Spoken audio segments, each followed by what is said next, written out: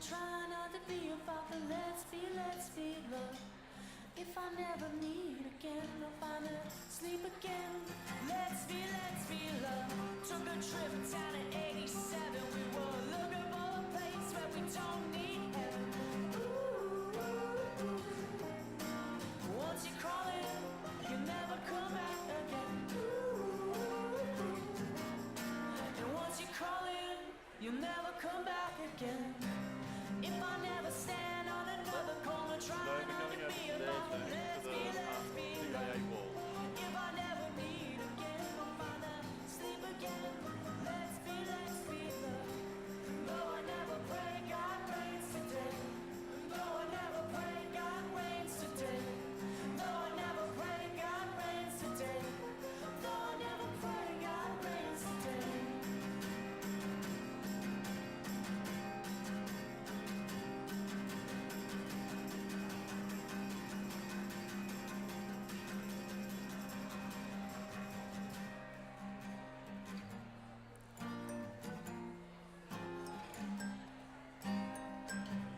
If you catch us coming up about around the bend, and if we step a little higher, will we find within?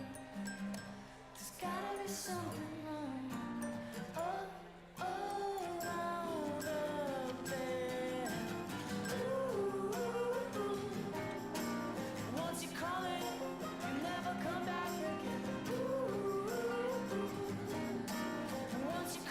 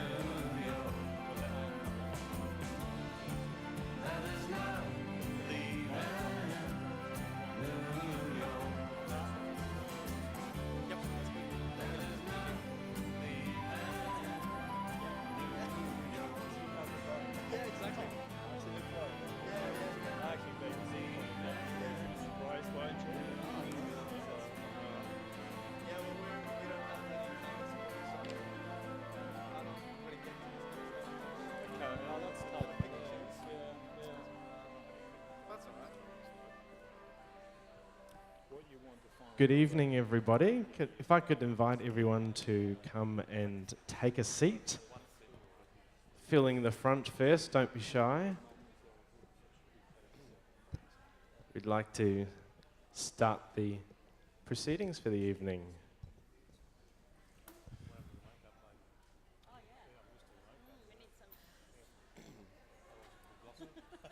Thank you. I don't have a seat.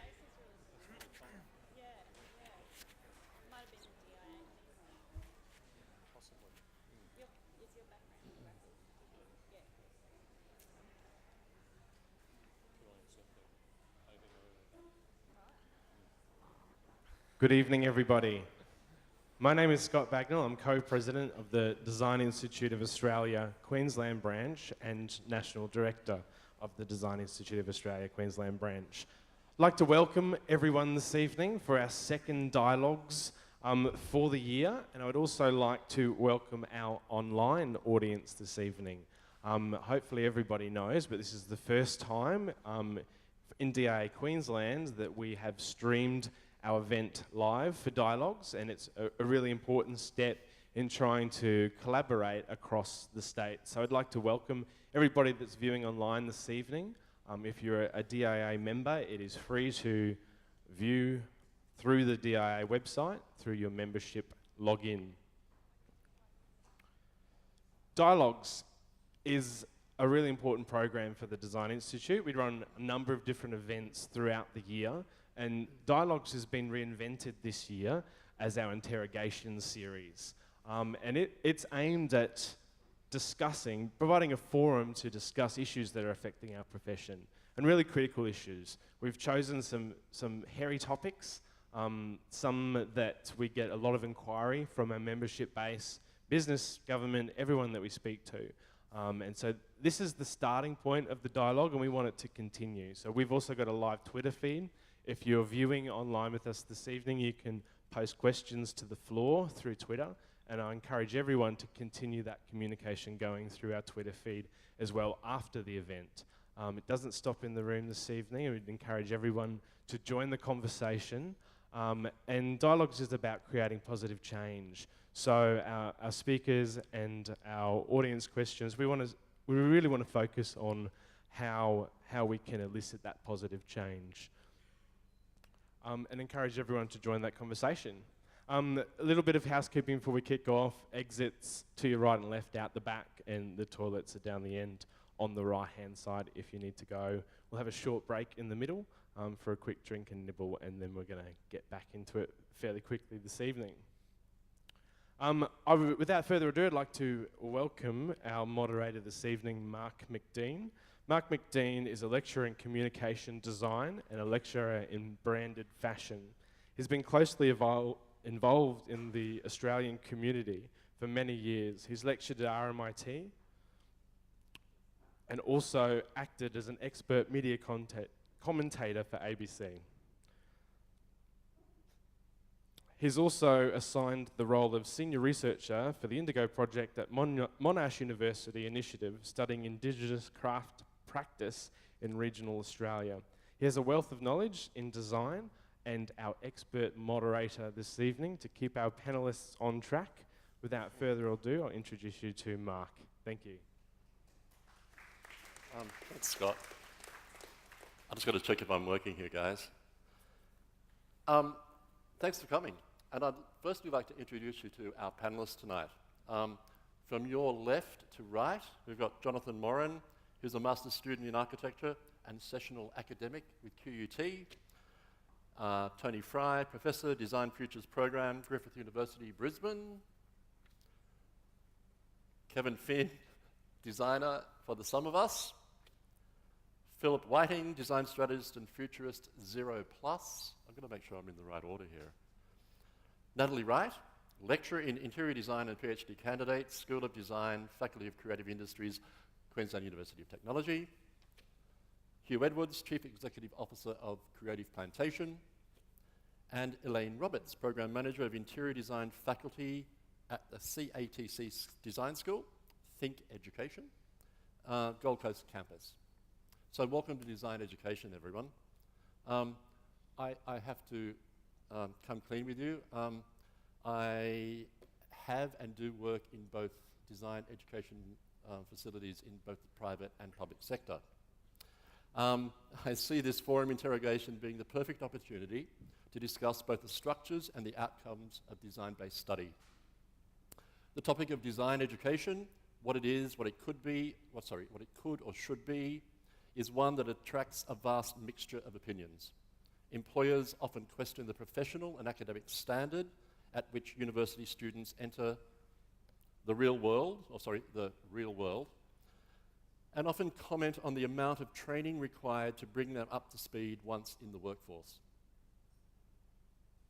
While some universities seem to evolve their curriculum according to this feedback, others progress their courses without giving notice to it. And where does the student stand in all of this? Do they feel prepared to enter employment in their field? How does Australia design education compare on a global scale? How can we keep up with the international standard to give emerging designers the best chance of success? I often place my students whom I'm working with in a real-world studio situation in design workshops. Based on their approach, I personally rate them in order from you could possibly be working on the loading dock to you are the best creative director via you'll be answering the phones at the front desk. These decisions based on their professionalism, communication skills and teamwork efforts. In this forum we hear from educators and their ideal of educators and industry professionals, I might add, the idea of a successful teaching curriculum. Do they believe students are being optimally educated to essentially become the designers of our future environment? Do students work hard enough in order to attain the knowledge expected at graduation? This is bound to be a heated discussion between a variety of design educators, employers and students. The enormous amount of experience shared between the panelists will ensure a passionate debate that is sure to address and challenge what is one giant elephant in the room. I might add that we are here to discover solutions. Okay, so that's the DIA way of thinking. The Dialogues Forum is about, rather than saying what's wrong, what's right, what's bad, what's good, we're here to discover solutions and move on further. I might add that our question format is 1, I ask question. 2, audience, show of hands, yes or no. Audience, speaker, show yes or no, show of yes or no discs. I hope YNN means yes or no. We then have 10 minutes for speaker discussion, bell signals for, signals time for audience questions. 5 minutes, we have 2 audience questions. And I have to reiterate that a question is a question that requires an answer, not a statement. Okay? Then bell signals time for the new question format. Thank you. Okay, so our first question to the panel, I'm really wanting to hear what they think about where does design education stand now. Tony? Okay. I should first say that my perspective is not just from where I work or from Brisbane, but internationally. In the last couple of years, I've spoken and visited 4 of the top design schools in the world. So my view is really based upon an observation from many places. And design education is at a crossroads. Design education now is not just about educating young people to become designers. It isn't just providing the industry with service providers. Design education now at a university level is becoming a process by which students learn about design, its significance in the world, what it does, what it can do, and they decide whether they want to embark upon it as a professional practice, as a designer, or whether they want to pursue their understanding of design in many other ways. Criticism, writing, project management, there are many increasing possibilities. But above all, design education is about getting students to understand the importance of design, not simply passively adopting the taken for granted knowledge of industry or the practice, but understanding that we're only going to get to a future if design is transformed. And we need people out there communicating that in many different ways to everybody. Thanks, Tony. Okay, Natalie, in 20 words or less? Sorry. There's a bit of pressure there. 40 words or less. I guess I come from a position where I'm doing some higher research into looking at the fact that we need everyone to be having some level of design education. So my position is that from a primary school level, in order to prepare students who may become designers, who may not become designers, we need to be allowing them to experience the process of design and therefore, I guess, prepare those people to operate in the new economy, which is a creative economy. Thanks, Natalie. And Hugh? Look, I'll just go from a local perspective, and I'm a prospective employer of graduates, but for a decade we've been asking for a less quantity of graduates and a far higher quality of graduate. The other thing that we would like to see is a change with the curriculum. Currently, I think the broad-based curriculum in most of the senior academic areas, it's an academic myth, and we would like, it's creating a level playing field of mediocrity. So that's the Brisbane perspective. A level playing field of mediocrity. Mediocrity. I like the sound of that. Elaine? I see design as within the context of social sciences. It's something that we apply to ourselves in society, and we need to look at it in that context rather than just learning a set of skills. It's something that we should be able to apply to support society, look after people's health, welfare, well-being, ability to work effectively. So we certainly do need to be a lot broader in our vision than we currently are. So, including the whole wide world as opposed Yes. to just a finite design Yes. area. Yes, Okay. much broader. Yep. I'll throw it to Kevin. I think we need to be very careful to understand we're talking in generalizations here. We can't say that a quick comment is going to sum up everything that's happening in a particular field. My view really comes from a graphic design, visual communications point of view, and I'm on the record for saying that I believe it's quite limited. Design education is quite limited, primarily because it's been based on a factory, so to speak, to create designers, as opposed to what Tony's advocating for in terms of the wider stream of what design can offer. Writing, journalism, project management, strategy, planning, everything that makes up a design studio.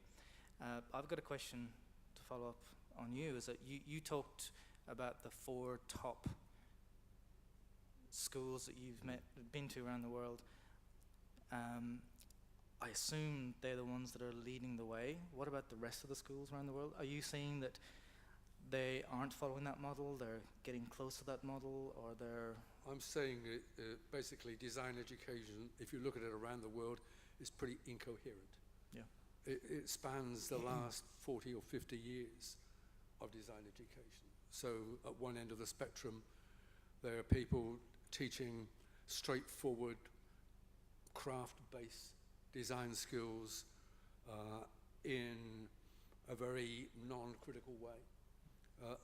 At the other end of the spectrum, the whole notion of design disciplines is being dissolved. The recognition that an enormous amount of design activity has been displaced by technology, and that the intellectual dimension of design is increasing. So what you just touched on a few moments ago, as designers have to become far more informed, strategic thinkers who actually understand the world in which design is operative. Do we see that's happening or will happen? It's happening. It's happening in a reasonably scattered way, Yeah. but it's growing in momentum quite significantly. And I would like to add to that that I don't think that we can possibly do that just by a higher education degree. It needs to come into play much earlier. So start people thinking strategically from an early age, because if they get to a tertiary level, they're not going to just become strategic thinkers. I also think though that it has to go the other side of it as well, because education doesn't stop when you leave uni, and I think the profession has to step up and promote and mentor and have the context and the environment for that strategic learning, that wider learning to not just happen, but a responsibility and an obligation for it to continue. Absolutely. And I think we find a lot of these debates, we talk about solutions, a lot of these debates that I've been involved with and I've read about or been seen or whatever, it focuses too much on education in tertiary level and forgets that it's before and after. Yeah. And I think that's where the solutions are going to happen. Yep. I think a big part, and I mentioned before higher education, but we need to prepare people to be lifelong learners as well. Yep. We can't just prepare people to be designers and then they stop learning, Yep. because the world is changing so rapidly. You Yep. can't, we have to prepare students, whether they be design or any students, to be lifelong learners. I read a really wonderful essay by Adrian Shaughnessy, who's a graphic designer in the UK. And to your point, he is purely about education. He had 3 points at the end of his essay where he said education should be 1, teaching the art of collaboration, 2, teaching the art of critical thinking, and 3, most importantly, teaching the art of learning. And he summed it up. I thought it was a beautiful summation of everything we're talking about, because every institution or school or college will be able to interpret that whichever way they feel like, plus it can be taught before and after. And I think it goes to the 4 top schools you talked about, where it is critical thinking is a key thing, and learning is a key thing. And the thing that I would try to get everybody here to kind of recognise is that design isn't a marginal activity in the spectrum of knowledge. Yeah. There are the arts, and there are the sciences, the humanities and the arts and the sciences, and design is of equivalent importance to all of them. And Natalie is right that design is essential to anybody who's trying to make sense of the world that we're living in, and that should arrive from K through to postdoc. So does that design initiative at an early stage in education, is that across all boundaries, or are we focusing like basic design education? Or, I'm thinking RMIT gold and silversmithing is within the fine arts area, but jewellery design is part of DIA's charter, as is fashion. So I'm wondering at what stage of education do we specialise, or is it, again, are we talking about a broader context of design? I like to answer. I actually think it goes back to a point that you just made. If we can get people as early as possible to understand that wherever their interests lead them, that through design there's a way to funnel it into something, whether that is a piece of jewellery, an interior, a product, a space. I think one of the things about design is that it allows for thinking to be applied in step-by-step process to arrive at an outcome that has to involve collaboration in some way. And if we have interests that are so wide, design education helps to funnel that interest. Well, but Kevin, I promote think it. the 3 strategies that or 3 levels that you had: collaboration. Yeah, critical thinking and art of learning. Yeah. And yeah. that, So I think it's so as we broad do, as that. do we add reading, writing, and arithmetic? Do we add design? I would have to say that my position is that design needs to be metadisciplinary.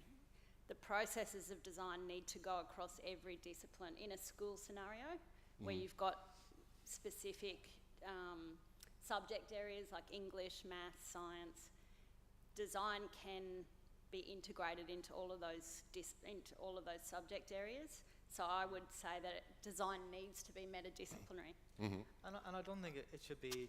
Kevin, could you hold that thought for a moment? Yep. So we can go back to Phil. I'd like to hear, going back to our original question about design now, before we get too far into it. Yeah, I mean, it's interesting to what everybody's sort of saying, and basically I'm sort of agreeing with much of what I'm hearing. I approach this very much from the context of design has to change, or the way we work as designers in the future has to change. And in a sense, I'm sort of trying to put my money where my mouth is by setting up Zero Plus, because it's trying to be more of a design research consultancy, working in a proactive sort of pathfinding way, as opposed to a service industry way, which is the way most designers work. And therefore all their decisions, all their thought processes already decided by entrepreneurs, investors, whoever it may be. They're not really making many decisions for themselves. They think they are, but in reality they're not. So, and that's a tough one. I mean, I know, you know, it's probably a very fast way to go broke very quickly trying to do this, but, you know, I'm prepared to do it. I've got nothing to lose in a sense. So for me, it's about design methodology, about the way designers work. Now and in the future. And education certainly has to start, not in the universities and the private colleges, it has to start, back in primary school through to secondary school. And so what I'm hearing makes a lot of sense to me, to change this sort of thought process, because that leads us into things like design thinking. And, you know, industry, again, other industries have hijacked design thinking. My own research has determined that you can't do design thinking without really being a designer. That's the reality, because it's so complex in itself. But it opens opportunities for designers as well. So there's a myriad of things that, you know, you can sort of follow through on. But basically, in simple terms, yes, I believe design has to change. Therefore, I believe that design education has to radically change as well, whether it's university-based or privately based, because they won't survive. Great. Jonathan, you're in the thick of it. I think that's a good time for me to jump in now. So in terms of my mind of thinking from a student's position, doing some research in design thinking and the future of traditional kind of discourse, I see it branching off into two different ways. I think design thinking will become an evolved approach where it will be based on these ideas of innovation and a systems approach to thinking in ways that will become multidisciplinary, so outside of traditional design discourse. And I also think in the traditional sense that the emphasis will have to be on thinking. So I think this idea of, to introduce a new point, is that we will then have to move away from the idea of technology and come back to the foundations of the traditional discourse. Great. Okay, thank you for that introduction, guys. I will pose the first question, which has been slightly adapted, but that's okay. Question one is, can we teach creative thought and process? Remember the first word was creativity, but we've changed that. So, can we teach creative thought and process? Oh, I'm sorry. I've got sorry. Oh. Can we teach creative thought and process? A yes? Okay, 4, 5, okay, 6. I found like a game show host. Come on, we've only got half an hour. Okay, and was that a yes? Is it, yeah, and the no's? That doesn't add up. And the not sures? Doesn't add up. I'm sure there were some abstainers there. Okay, the panel also have yes and no discs, okay? I've told them if they're in the middle and undecided, they have to hold them away from their head. So can I ask those of you who wish to hold up your Can We Teach Creative Thought and Process? Ooh. Oh, that's a really great book. Oh no, Jonathan's changed. Okay. Why no? Not the holding it up doesn't mean... Why on, Elaine? Sorry. Ah, thank you. Can we teach it? How can we teach it? Well, I believe that one of the fundamental issues in any form of education is determining a difference between teaching and learning. Teaching is essentially filling up an empty vessel with something. Learning is helping someone understand how they can help themselves to learn and do things. I don't believe we can teach anyone to be creative, but I certainly believe that we can help them get into a place where they're able to become creative. And I support this from what I'm hearing over here about the whole process of design education has to change. And we need fundamentally to help our students understand where they have to be able to be creative. And in a room full of 40 students with pencils and papers is not the place to develop creative skills. So where do we move them to? They need to understand how to get themselves in a creative place. And it's not an easy thing for a teacher or a facilitator of learning to do because it's a whole new way of thinking. But it can work, it can be done, and I've done a lot of experiments in that area to see how people can begin to believe in themselves and to be much more creative. But I didn't teach them. I helped them learn how to do that. As a facilitator, yeah? Kevin, what do you think? I can't remember, I think you had a yes. I do think so, because if you're talking about in the context of processes and methodology, and if you talk about design thinking, and there are platforms to help people funnel their thinking, whether the jury deems that thinking to be creative or not is beside the point, but it helps them to channel their thinking into a process to allow them to create something at the end. So I think you can teach creative thinking. There's a myriad of examples as to how that can happen, and a big one is Edward de Bono. So for 40 years he's been able to help people to think in particular ways using tools and techniques, not to say, let me make you creative. It's here are the tools and techniques to unlock what's already there.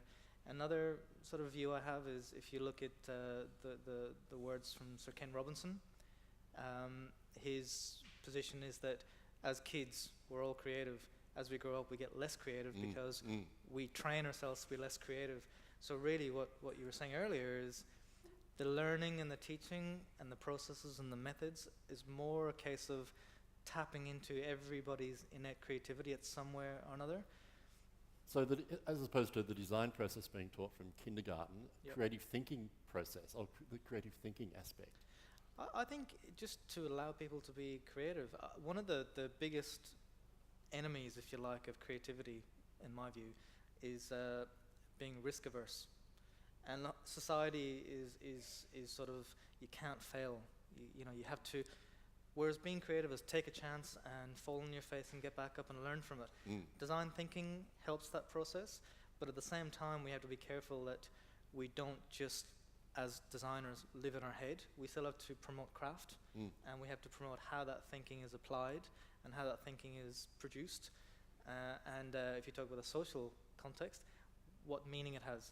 And they're all values that can be taught as we grow up. Don't be afraid to take a risk. Make sure that what you do has got meaning. Think about what you do.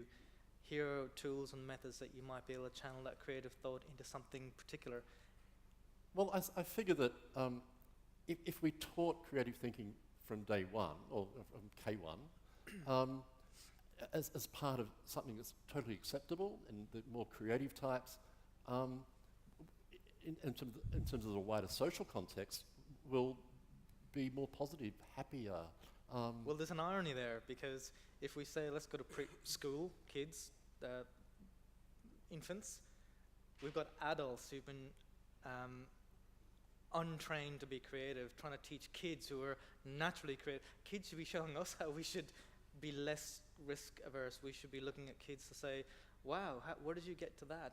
And if we talk about the art of collaboration, why not I was just about to say kids? that's where the collaboration starts. Yeah. I think the notion of education, this will be my point, I'll stop talking after this, the point is we have to move away from a teacher at the top of a class, a talking head, dictating.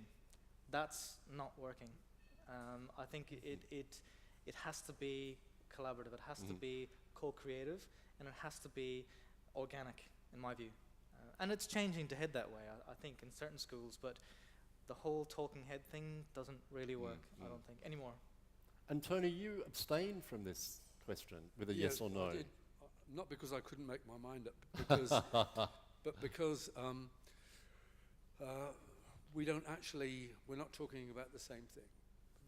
People's understanding of both of these categories is not common. So if we were to interrogate everybody in this room, we wouldn't have a common understanding either of creativity or process. So what we're doing is communicating, as we always do, through the screen of misunderstanding. Or generalization. Yeah. So a couple of observations. The first one is that I also work in Timor as well as here. And one of the things I discovered in Timor is that young people who've not gone past primary education, who are living in comparatively media-deprived environments, put them into the kind of environment of creativity at the level of inventiveness with a few materials and so on, which is how some people here might understand creativity. They leave our students for cold. Why? Because their imaginations haven't been colonized in the way that we colonize imaginations. So teaching creativity can't undo the damage of that colonization. The second thing is process. Again, at the level of misunderstanding. When you hear the word process, in this context, I think a lot of people would be thinking design process. But what we need to teach, and what people need to understand, and what designers need to grasp is design as process, okay? Which is what design does, as well as how to bring something into existence by design. Designers negate their responsibility for what they create because they've never learnt how to understand how design designs. Hugh? Oh, no, we can't stop just now. But I think, yeah, we need to be Ah, clear, though. We Hugh, do have do you have a some response to what Tony's generalizations, just though. We have to. said about design process? To me, design processes, yes, you can teach, and this is something we were discussing before. But one of the things that I think is missing in this whole thing is the actual nurturing of talent.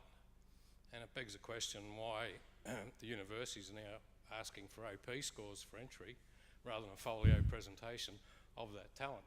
And I think that's probably one of the reasons, because some of the best designers in Australia, which everyone would know here, and I won't use their names, that I went through design college with, you know, they did not matriculate. They would not have got an OP of 20. So we've got this academic sort of approach to what is design education. And then I think there's, you know, but I don't believe that we're nurturing the talent, which is part of what Tony and Kevin are saying, in the fact that when you go to societies that haven't been educated in those particular areas, they're exposed to the media, they have a lot more of an open mind. And that it is a complex process, but I'd still like to know why OP scores. It sort of begs the question, because if you're going to NIDA, that'd mean you don't have to have any acting ability. How's your OP? If you're going into... Well, same with fine art and fashion. I mean, Correct. And also at the end of a fine arts degree, you know, you're given a FPC, D or HD, you know, in terms of artistic creative practice. And I've also had an issue with that. But we have to understand talent is not a singularity. Talent manifests itself in many different ways. So we can have a class of 40 students. Some of them might be extremely talented in a conventional design sense, but they can display many other kinds of talents. And design education is about them realizing those talents, whatever they are, through an understanding of design. But is that also considered in when I'm assessing, you know, the assessment criteria? Like, this kid's really talented. I was just about to bring that point Thank up you. actually, because I think if we're going to talk about it in terms of design process, then we need to be looking at the stages that go all the way across, not just narrow-mindedly looking at the final product at the end. Like, design as itself is about that learning across from beginning to end. So if we're going to start to be discussing on those ideas of OP, we need to be totally looking at reforming the whole education ideas behind that, because otherwise we are just looking at the final product. Assessment is a load of rubbish. I'm sorry, but what's a load of rubbish, Tony? I said the form of assessments that we have are a load of rubbish. They're completely inappropriate. Oh. I won't agree or disagree because I'll lose my jobs. Guys, we might throw it to the... Wrap it up? Yeah? Okay. Throw it to the audience. I need some questions. We have time for two. The gentleman with the beard and the bald... Oh, wait, sorry. I was going to say bald head, but I won't. That's all right. My question's predominantly aimed for Elaine, because I find it fascinating that you don't define helping someone to learn as teaching. Does this teaching require redefinition? And further to that, what would an ideal teaching environment look like? I have no idea what an ideal teaching environment looks like. An ideal teaching environment is where a relationship can be established between the person supervising the students and the students who are there. There has to be an element of trust and depth of communication. And having focused on that, I'm sorry, I missed the first part of the question. Can we repeat the first part?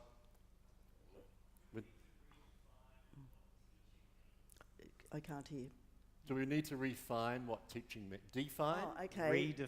Redefine what teaching means. Because you said when you spoke that helping someone to learn, you didn't seem to think that that was teaching. Yeah, possibly yes, but I'm quite a disciple of Ken Robinson's as well, and destroying creativity is something that I see when someone stands out the front of a group of students and suggests that they know everything that these people need to know, which is not correct. Those days are gone. Knowledge and everything moves along so quickly these days that anybody who's in the business of education or learning needs to understand that they aren't the fount of all wisdom. They have to help students understand how to gain their own knowledge and wisdom, and in alternative ways, and use many different avenues, not just the person. I don't like to be called a teacher. I prefer to be called a facilitator of learning, because I can see connotations for both of those things, and I don't want to be seen as someone who's just telling people what to do. I prefer to try and help them develop their skills to do their own learning. And on that note, I might bring up a book called The Last Lecture by Randy Pausch. I don't know if anyone's read it. He's head of virtual reality at Carnegie Mellon in the States, and he talks about it's not about me standing up in front of a class and telling them what to do. It's a collaboration between us, and quite often I learn more from my students than I'm teaching them anyway. Do we have a second question? Oh.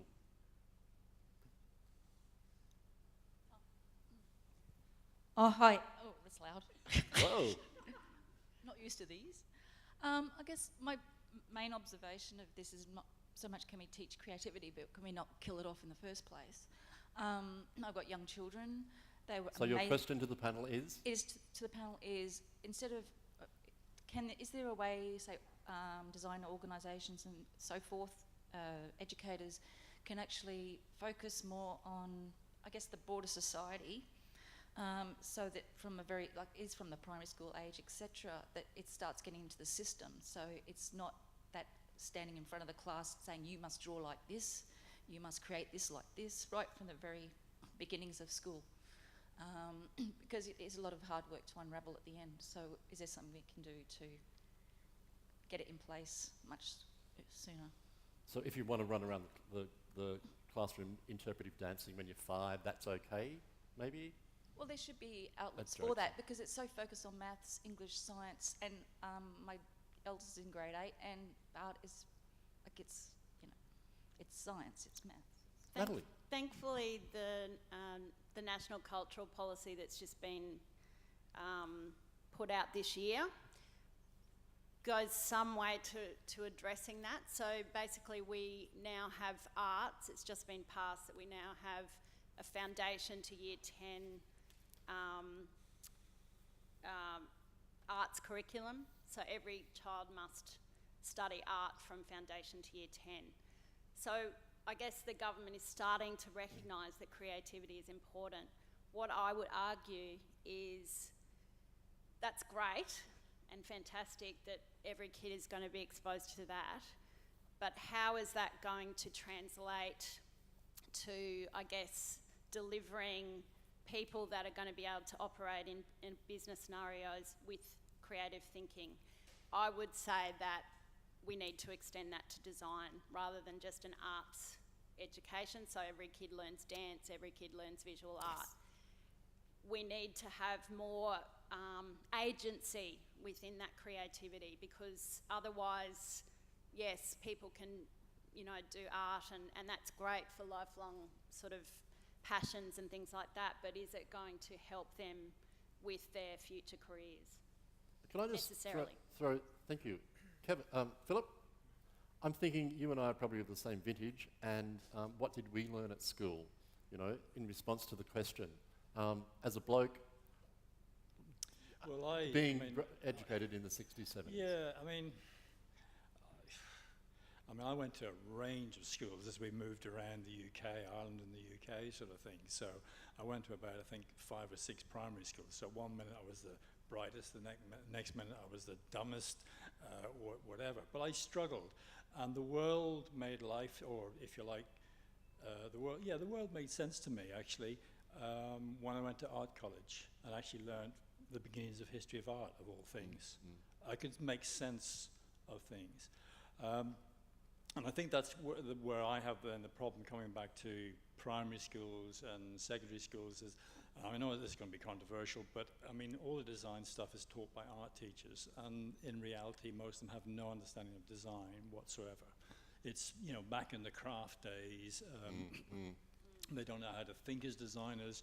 They talk about your confused creative thinking with design thinking. It just goes on and on. So to my mind, it's a real problem. It's great, yes, teach art in primary school, but you're just adding to the problem. You need to really sort of get a new thing in there, which would be more strategic about design.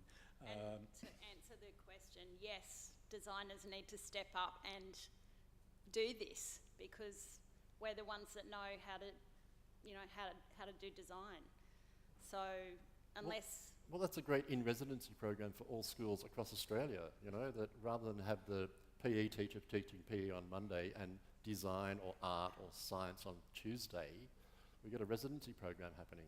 That's a good idea. Can I just make a comment on what Natalie's just said and point out that a great deal of the design that happens in the world, I think the majority of design that happens in the world is not actually done by people who think they're designers. That's the first observation. The second observation goes to... So hold on, well, Tony, what do they think they are? They are whatever activity they are, insofar as to be a human being is to design. Everybody makes design decisions all the time in their professional practice, in their daily lives. And often those are very significant design decisions. So the design decision that prefigures a great deal of what designers do is the person who writes the brief, who thinks they're writing a brief to get a designer to do something when they've in fact made the most fundamental design decisions. Yeah, yeah. The second point goes to this discussion about education. A great deal of what I do isn't about learning or teaching. It's about unlearning. It's about dealing with people who come into a classroom, first of all, with erroneous understandings, not least in relation to design, and an inadequate education at a fundamental level. You know, people who think the Industrial Revolution began in Australia, for example. So we're dealing with a society in the name of education that is actually producing ignorance. And to be in a classroom with students is to confront and to deal with that. And how you deal with it doesn't reduce to one method. It requires multiple strategies. It requires sitting down at a table and talking to people. It requires doing things with people. It requires working with them. And the question of the best environment in which to learn is to simply take people to the problem that they're trying to confront. Which I think we might be covering, Tony, in question 3. Are we on to question 2, or do we have another question from the audience? Somewhere over here. I know Scott's pointing somewhere. I don't know.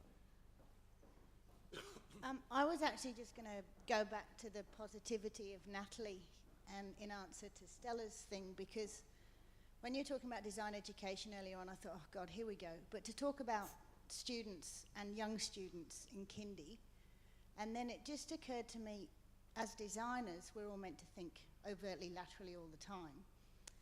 And there's no better design than there is in biology or physics or chemistry, and perhaps is there a way of actually teaching it by just changing the nomenclature?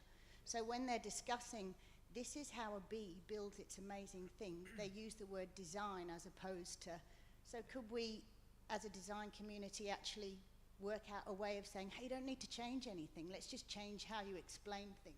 So design does come in. So the language across all faculties You not ask of them education. to change their teaching, just Yeah, yeah. make note of design Change every language. time it appears. Yeah, absolutely. I think, the way, just looking at, the school curriculum scenario, the curriculum's based on all these silos of subject areas, and people think we've got to teach design as one of those silos. That's not the answer.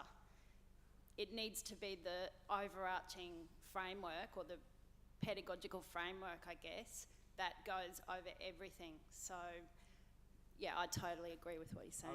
I was going to make a point based on that, because if I remember when I went to school, high school, I was bored shitless in maths class. I was like, oh, fuck, I can't do this. A decade later, I figured out, hang on, this is problem solving with abstract means.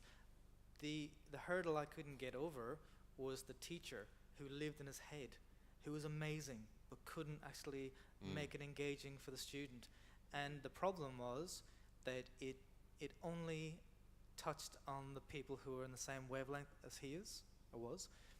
And that leads to a major point that we haven't discussed, it's not even on the list of questions. Where is education moving broadly? If you look at where all the innovations are happening, it's through self-paced learning. It's not students in a class all trying to learn at the same time, and each one is having difficulty in their own way, because some people get it quicker than others, but the class moves on without you. So the rise of self-paced learning, particularly through the Khan Academy and things like that, allows students to get engaged, understand the subject, then come into a classroom, co-create with their classmates at the same level. If we can change the education model broadly into a self-paced way, and if we can get the delivery from teachers or facilitators, whatever we want to call them, to make it more engaging. It's not about design co-opting everything. Science is design, maths is design. It's not about that. It's about getting the most out of the students that are there, making it interesting and engaging for them, and allowing them to be on the same page as the person at the top of the class and next to them. I think that's a major revolution that needs to happen. Great, Kevin. Well, bugger just design education will change the whole education system, but which I think is a wonderful idea. Well, we need to. A totally wonderful idea. But Sorry. it applies. It does apply. Yeah, it yeah, applies I totally right agree. Across. Yeah. I'd like to just make a comment on this, because I worked for 2 years as a consultant to the Curriculum Council, National Curriculum Council, on design education integrating it into education across the board in the way that Natalie was advocating. And it didn't happen. No. And you need to know why it didn't happen. Okay, so all the really curriculum content for that activity was conceptualized and presented. Teachers refused to do it, refused to engage it.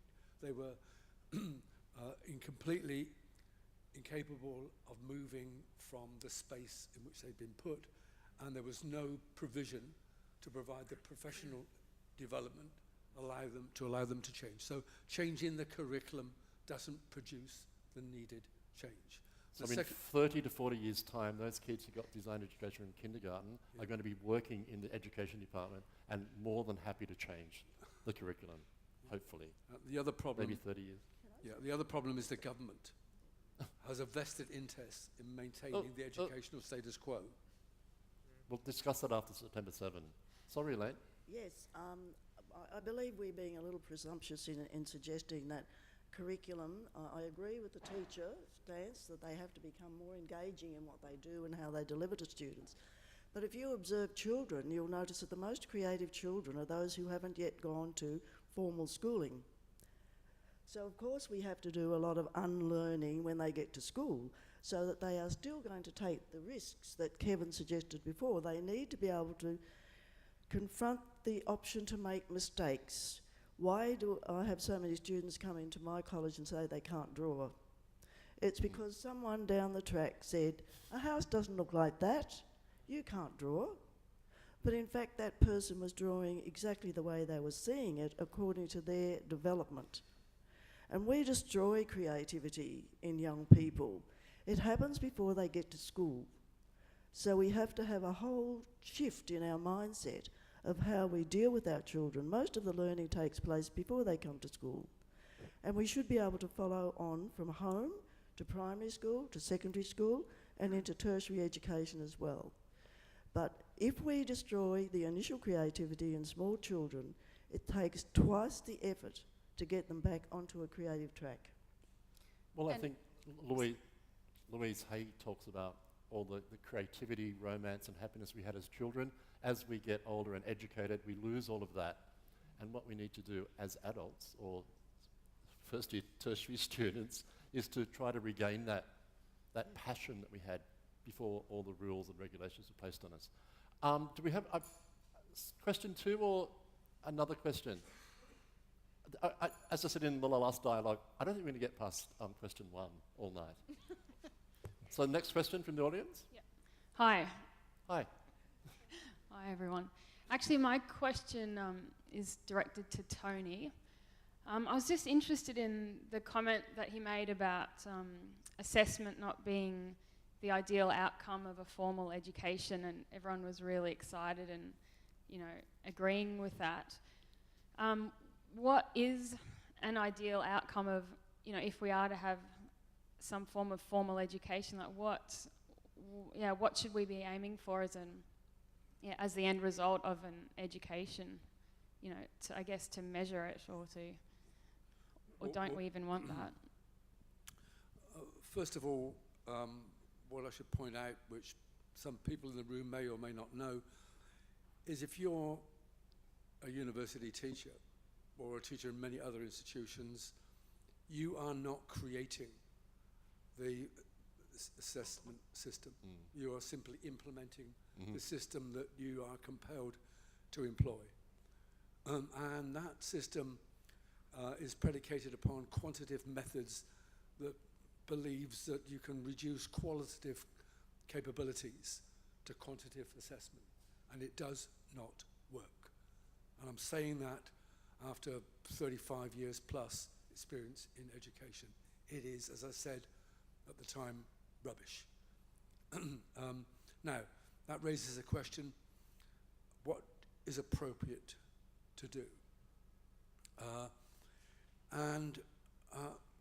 In many respects, I would kind of suggest that for 500 years, what was being assessed was of subjective analysis of capability based upon the knowledge that the person undertaking the assessment possessed, their understanding of the person that they were dealing with, and the context in which that person was going or already was functioning.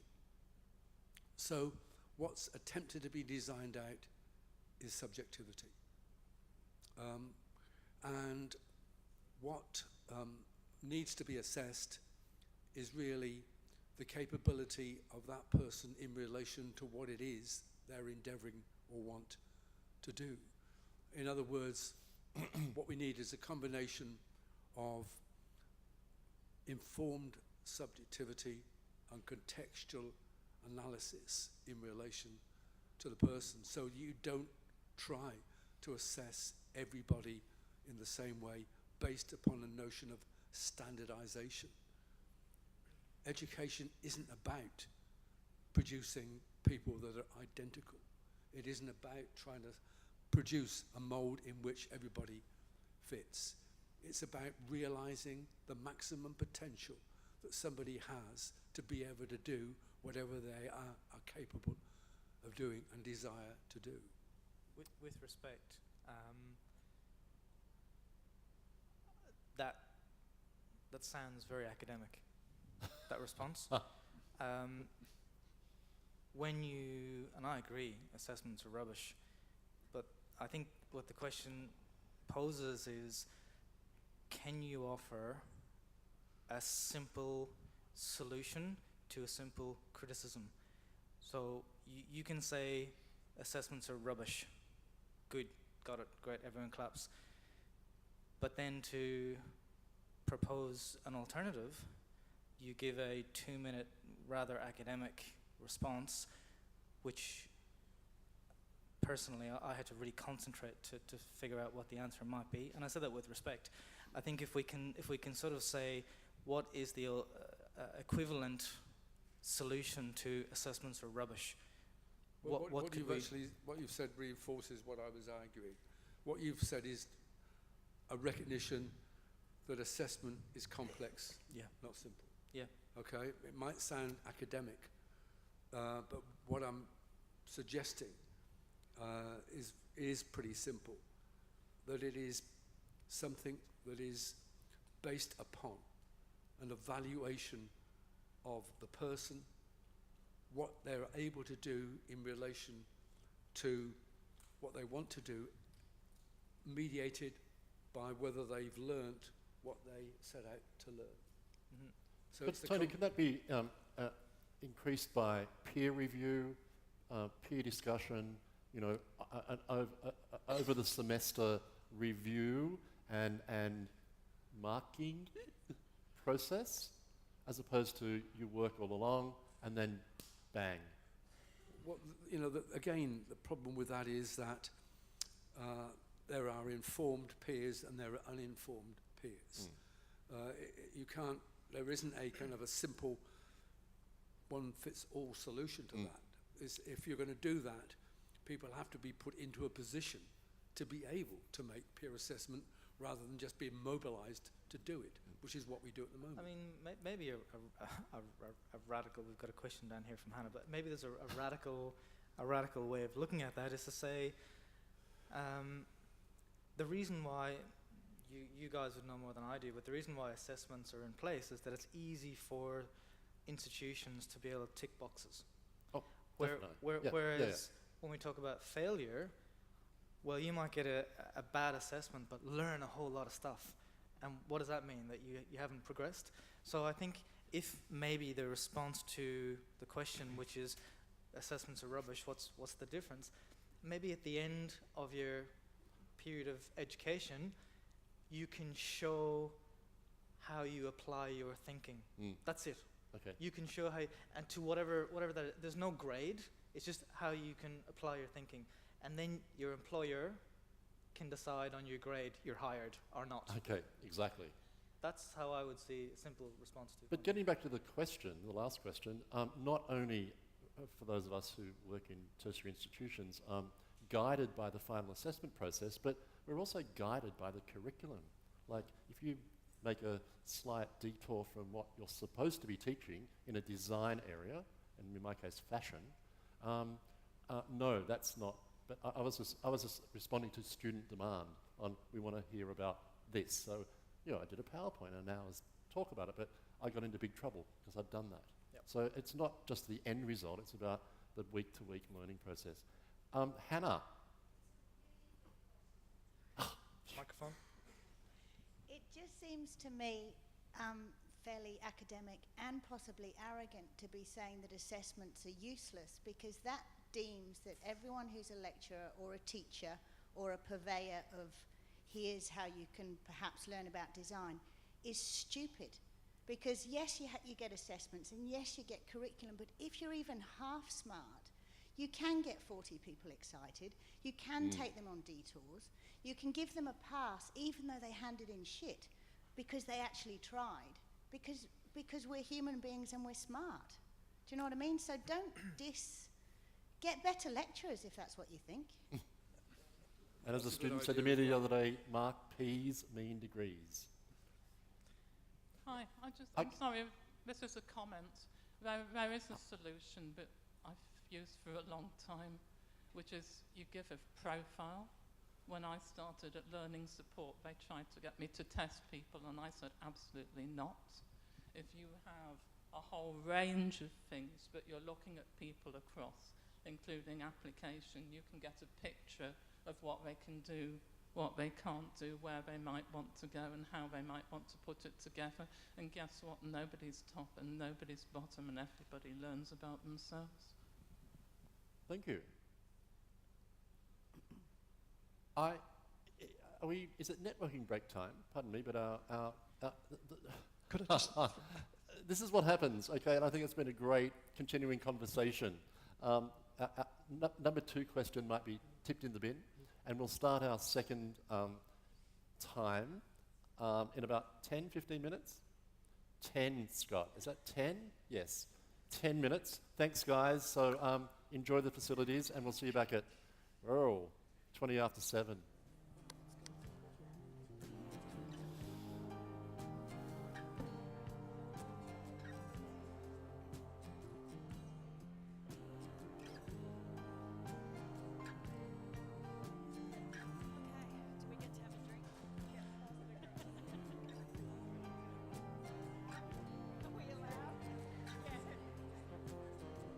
Why don't we get people to bring us the drinks?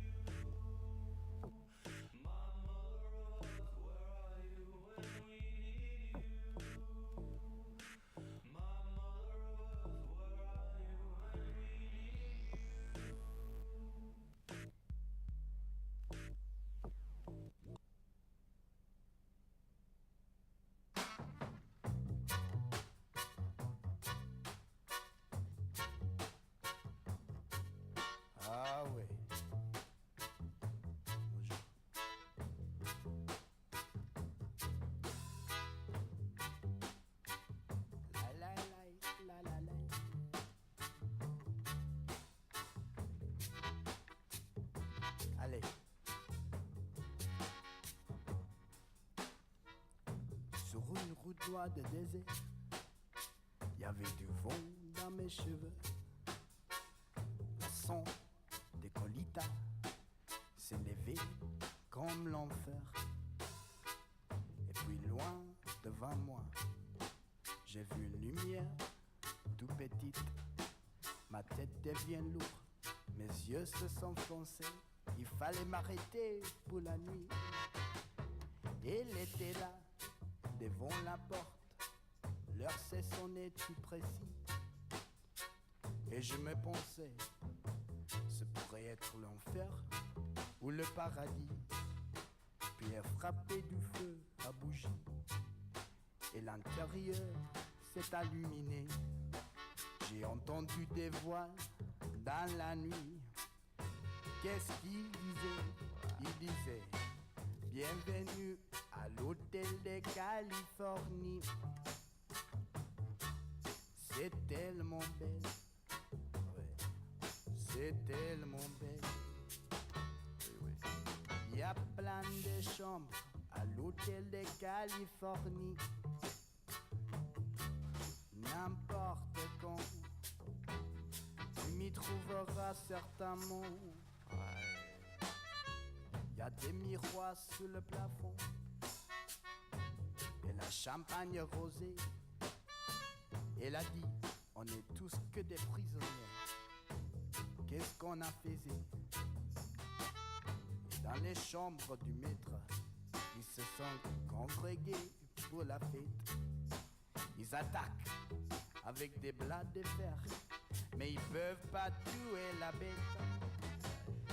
Je me souviens d'une chose encore, je me suis cassé par la porte.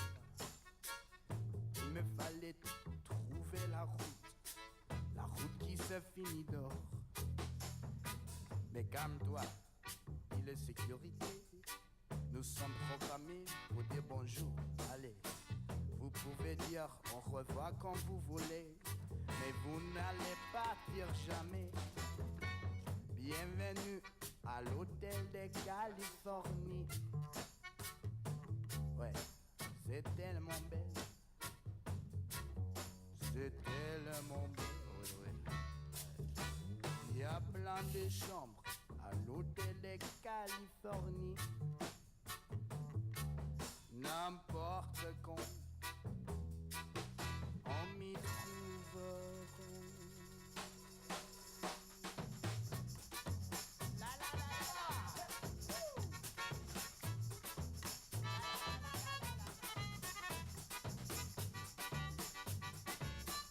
Ah ouais, c'est ça.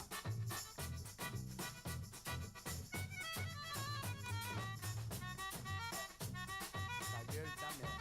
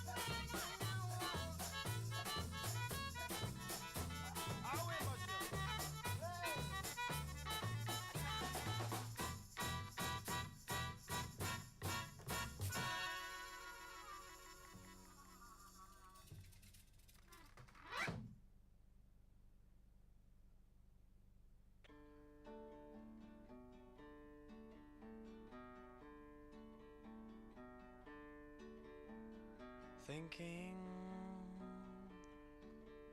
of you, there's lightning bolts in my chest. I know you know. I think our love's the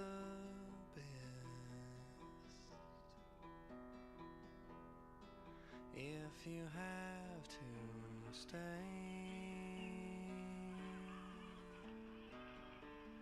I'll be on the water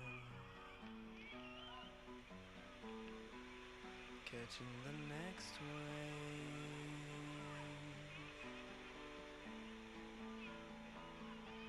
You can meet me where it breaks. Dream, dream,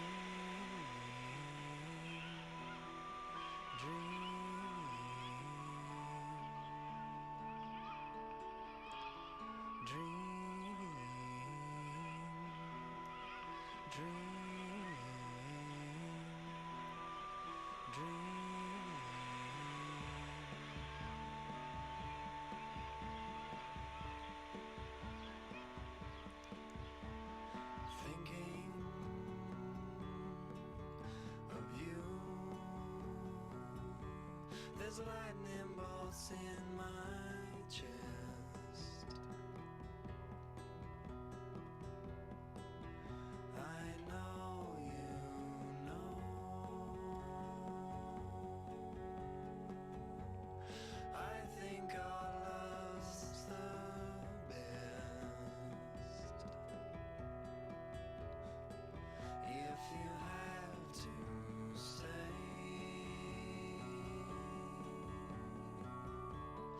I'll be on the water, catching the next wave.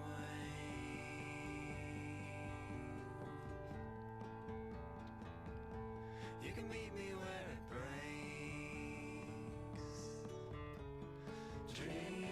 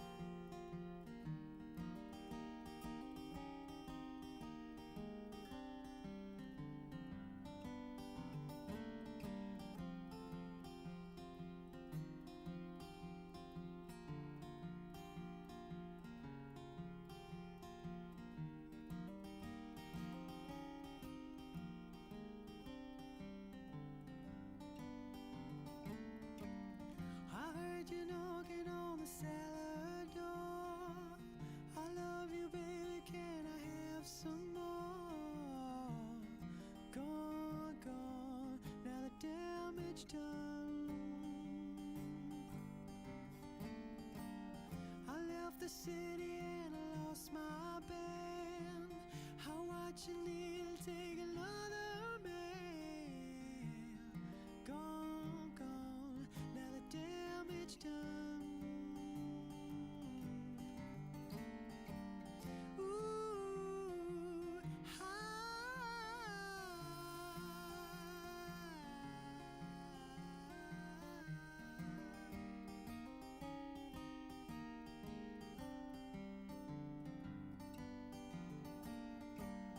I sing the song because I love the man.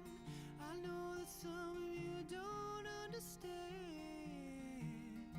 Milk blood to keep from running out. I see the needle and the damage done. A little part of it in everyone. But every junk is like the setting sun.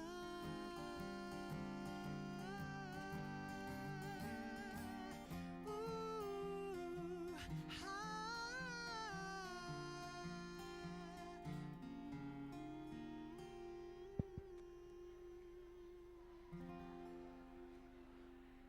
If I can invite everyone to start coming back to their seats, and as you do so, if you haven't put your business card in the lucky draw tonight, Linda is walking around. with the business card bowl. So make sure you put your business card in there. We've got the Lucky Door prize tonight is donated by UCI, and it's I'm told by Nick it's a bloody marvellous Scout chair. It's up the front here if you want to have a look at it. Great little task chair. So if you would like to win that, make sure you see Linda.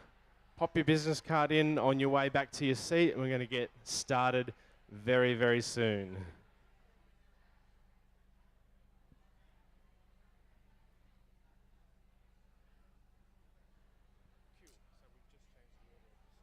So that one, that one, and that one.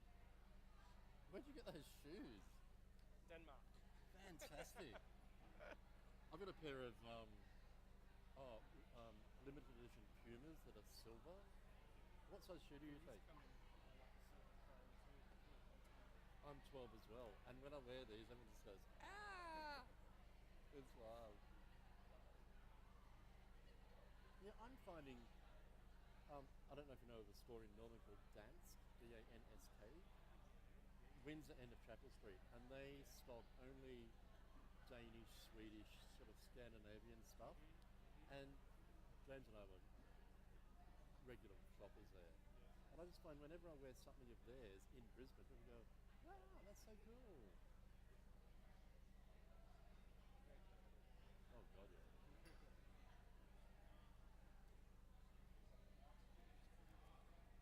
Around where? It's not fair. Oh. Last chance for your business card in the draw. We're going to have Linda draw tonight's Lucky Door prize donated by UCI. Business cards for the draw? Any last minute business cards going business once? Cards for the Lucky Door prize. A chair. Going twice. Natalie, you better run. Lucky Door prize is a lucky door.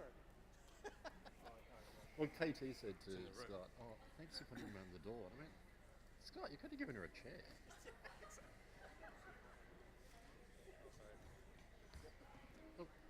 Did you get it? Did you put your reserve?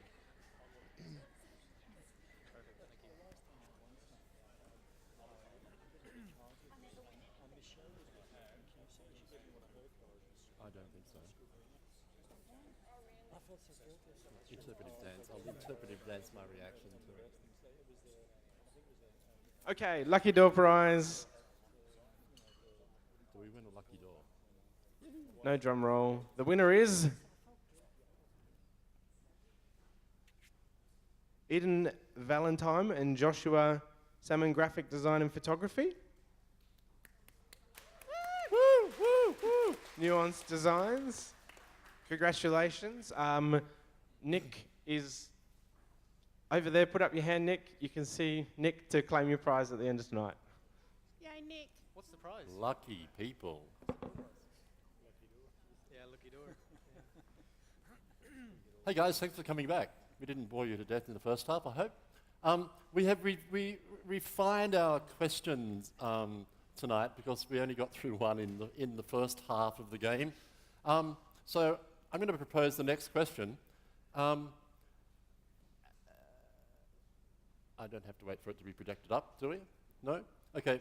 Is it necessary for undergraduates to experience the real world whilst undertaking academic study? And I'd like to ask Jonathan, what do you reckon, mate?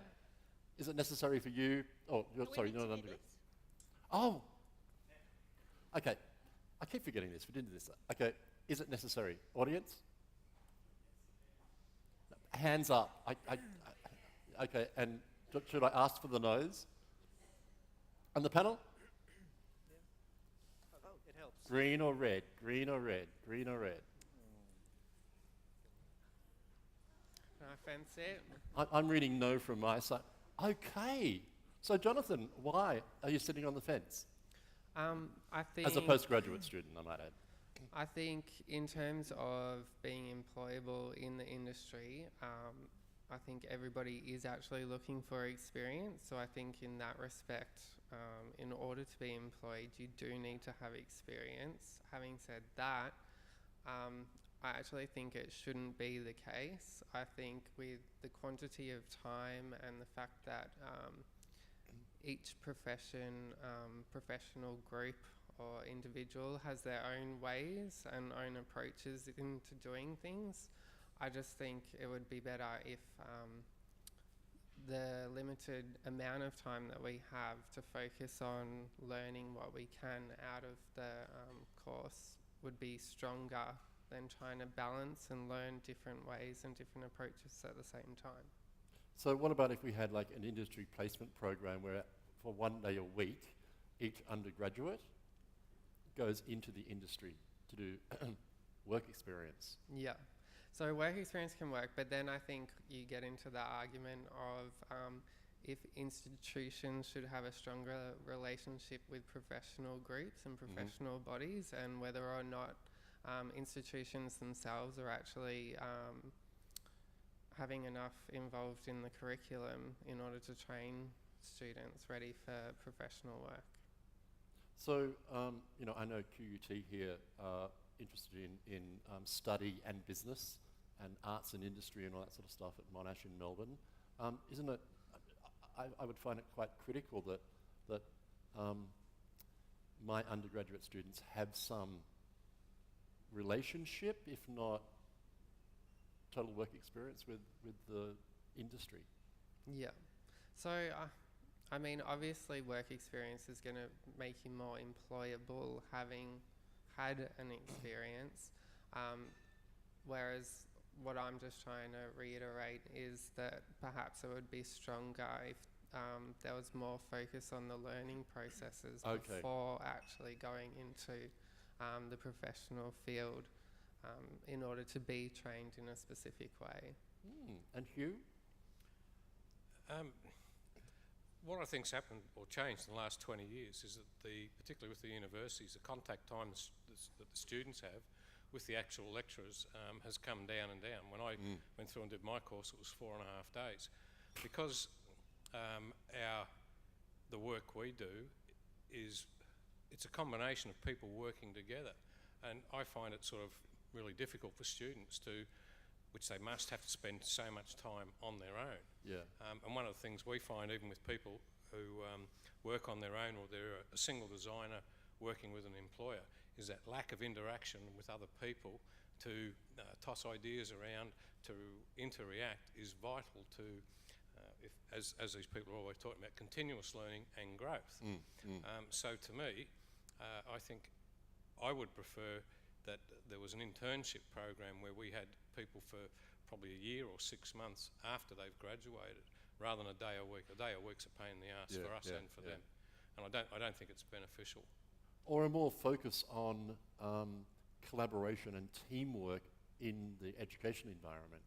Do you think that would be more beneficial? I think that's necessary, not just beneficial. Yeah. I think, you know, in all of the things that students learn within a design degree, I think that should be the focus, because that is how they're going to be operating in the real world. You don't sort of sit at a desk in isolation and design. That is not going to happen, and if it does, that's not right. Well, I suppose I use it all the time about, you know, when you go out into the real world, out of academia, how do you think you'll exist? You know, with that attitude in terms of teamwork within the class, you're not going to make it. You're going to be the cleaner of the team. So, is it establishing a more sort of harmonious team and work environment?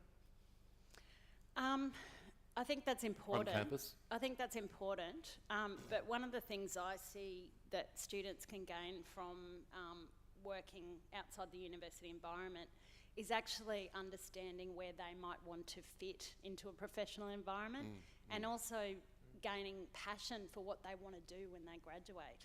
So I have so many students that get to 4th year and they still don't know what they want to do because they don't actually know what the possibilities are.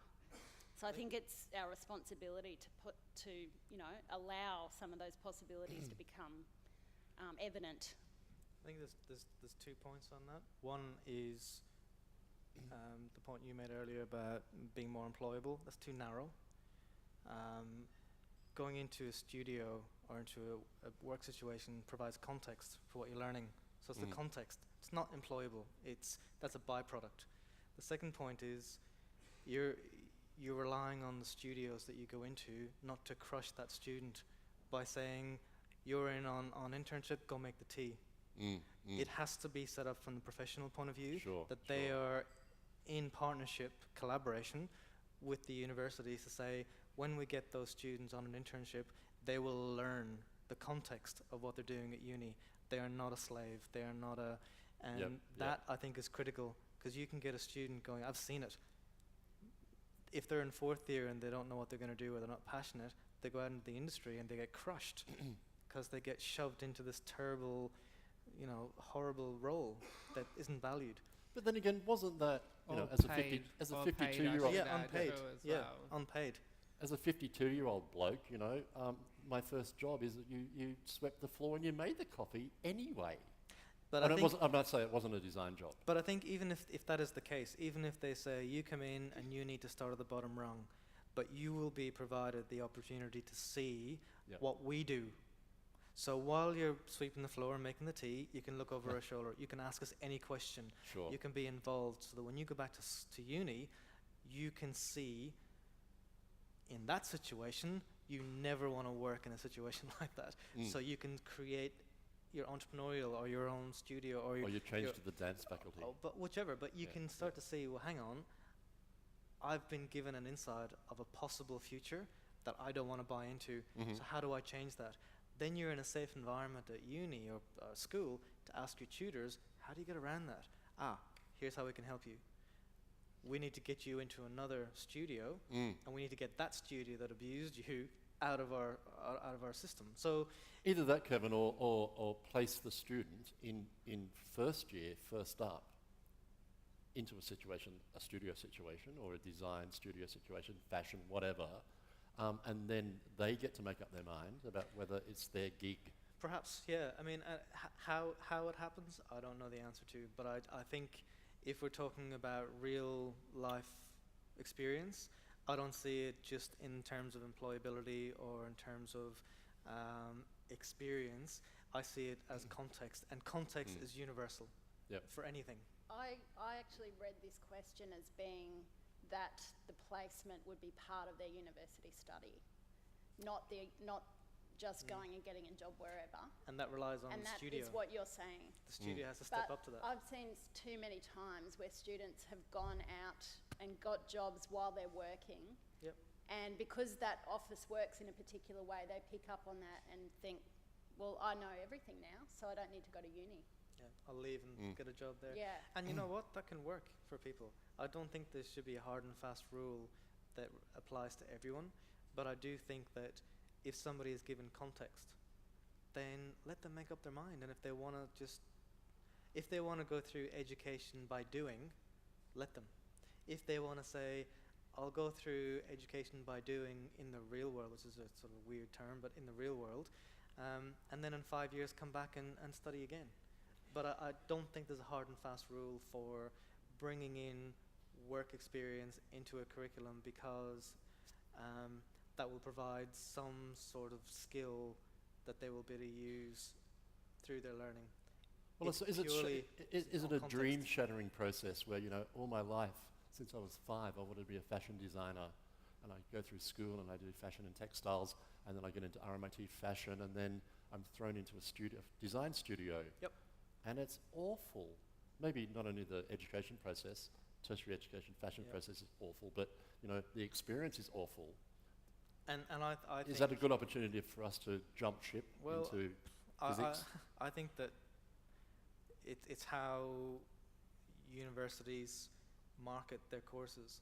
They market their courses so these people are going to be the next Stefan Sagmeister, and that's not the truth. This is another example of... And they're always young and fresh and bright, smiling teeth, and you'd think, I want to go to RMIT. It's because the institutions and the schools are churning out designers, full stop. They're not putting out what you talked about earlier, a more robust person who can move into different Yeah, areas. yeah, And, agree. and the problem is not necessarily just the curriculum, the problem is the expectation before you even get in there. Yeah. But, And but that what I comes- wanted to say is that this kind of discussion, in a sense, is reinforcing the inadequate understanding. You know, the binary, academia and the real world, isn't very helpful.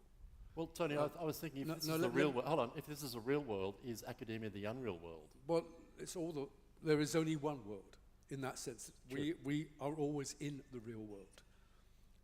And the first thing I'd want to say is what we're trying to do, what I'm trying to do, and what a lot of my colleagues are trying to do, is to enable students to move through a variety of different kinds of worlds. So that's arguing against the binary. At the same time, a lot of those students, in the terms of the discussion so far, are already in the real world. They are working in order to study. Yes. Okay, so they are negotiating that anyway. And the other kind of issue is that the real world isn't just moving into a studio, isn't just gaining that kind of work experience. There are multiple experiences that are appropriate for them to gain according to what it is that they want to do. So I think what we need to be doing all the time, you know, is questioning the adequacy of a reductive way of dealing with these issues and embracing complexity, not for the sake of complexity, not for the sake of having an academic perspective on it, but because that is the nature of the world in which we are functioning. We are functioning in a complex world. But it's also that experience in terms of life experience, you know, establishing a harmonious work-life balance, which is my big gig. It's not just about study and it's not just about work. So maybe a more harmonious existence in terms of study and work and existence anyway. Hugh? Well, this is one point I was going to make, because this is a changing environment with universities too, which we discussed some time ago, is that, I'm not trying to say harp back to the past, but when I was going to uni 4.5 days a week, you couldn't have a job. Yeah. The only job you had was on a weekend or during the holidays. Packing bags at Woolies, yeah. Yeah, and some time ago we identified now that what people or students often have is they have an academic life, they have a working life, and they also want a social life. And with a lot of the technology that's around, they want to make the money to be able to buy that technology so they can enjoy it. Yeah. Now, from from our perspective, in some ways, the less time they're spending at the universities and working means that they're not doing as much in the particular area of study that I would have done in that particular time. Sure. And I don't know the solution to that, because it'd be very difficult to have people at universities 4.5 days a week. I don't think their HEX visa would allow it. I don't think they'd be interested in going anyway. Yeah, but we did. Particularly for an 8 a.m. Monday morning class. Yeah. We did, and we loved it. Yeah. We're getting kicked out of the uni at 9 o'clock at night. Sure, I understand. 5 These days days, a I week, think 9 to 5, 5 days a week. Yeah. When I studied.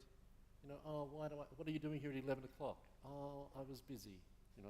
Well, You're actually, supposed to be here at 8 o'clock. We had 5 days a week, 9 to 5, with actual lectures. It wasn't you're here and then the lectures will happen 1, Like 2 hours. tutorials and study time. Yeah. You were doing 2 hours of a particular thing, 2 hours of 1 hour of a contact every day, 5 days a week, 9 to 5. We blokes over 35 have to just get used to the real world. The new world. But then you look at degrees and diplomas that are delivered in a year. How's that possible?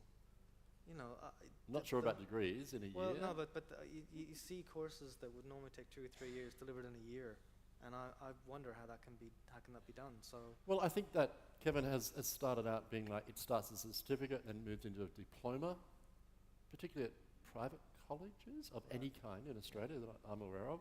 Then that diploma becomes a degree, yeah? Like your honours year at university now equals first year, your master's equals maybe honours year. You know, so that hierarchy has changed, I reckon. Okay. Yeah. And as in my previous corporate world, if you've got a CV that said worked at McDonald's, no matter what they were like, you had to employ them. Because they were the most informed, management, everything else apart from the chosen field. Sorry. Questions? Oh, I thought you were being a puppeteer there, Scott. Questions?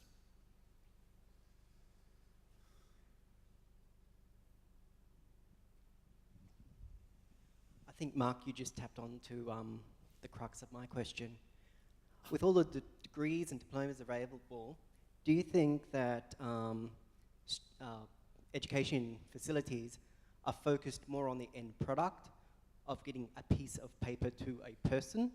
And do you think that is influencing the way employers see those people? That if you have this piece of paper, you are something, you are this product? Are you asking me? Sorry, I think it's open to panel, but... I will address that first. As an educator, and have been for 13 years now, my job is to educate.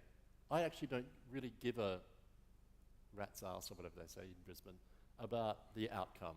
Yeah, I want to get my kids through week to week, and then I may not even attend their graduation, but I just want to work really closely with them in every way. And my lecture on Monday is about your passion and your interests outside of the project we're working on, which I've written today. Okay, so yeah, I don't care about the end result. I just care about being an educator and about my kids. And I always call them kids. The end result, to be honest, of education institutions has become simply financial. They are about... Sorry, Tony, The aim of education institutions now is financial. It's about money. It's about getting as many students through the place as possible, to get as much income as possible, to get as much research done, to get as much funding as possible. And it is a business. Okay, so that's the reality of the institution. The reality of teaching in the institution is to try to work against that, to continue to provide an adequate environment in which people can learn. And sorry, Tony, just on that, I searched today on university websites, Melbourne, Sydney, Brisbane, and there are hardly any lecturers' positions. But if you wanted to work in business development, marketing, international affairs, that was 90%. Yeah, well, on most of the my unis. university employs more people in administration than it does in teaching. Yep. And I suggest every other institution in this country is doing the same.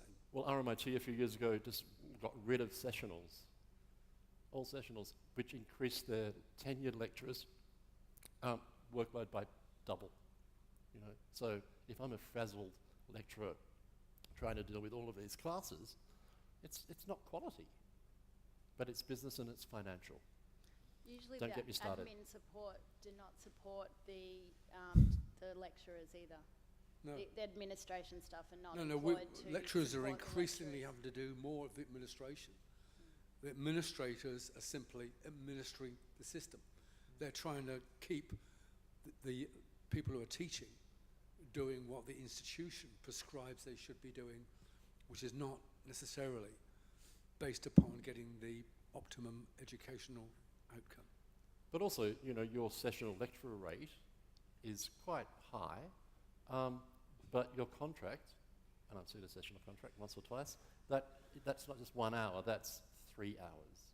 So your rate is broken down into 3 hours. So 1 hour face-to-face, and the other 2 are other stuff, which turn into 4 or 5 hours a week, I was going to say, too, the quality of what you're delivering changes as well, because I can even remember going back to when I was at art college where I learnt my design course.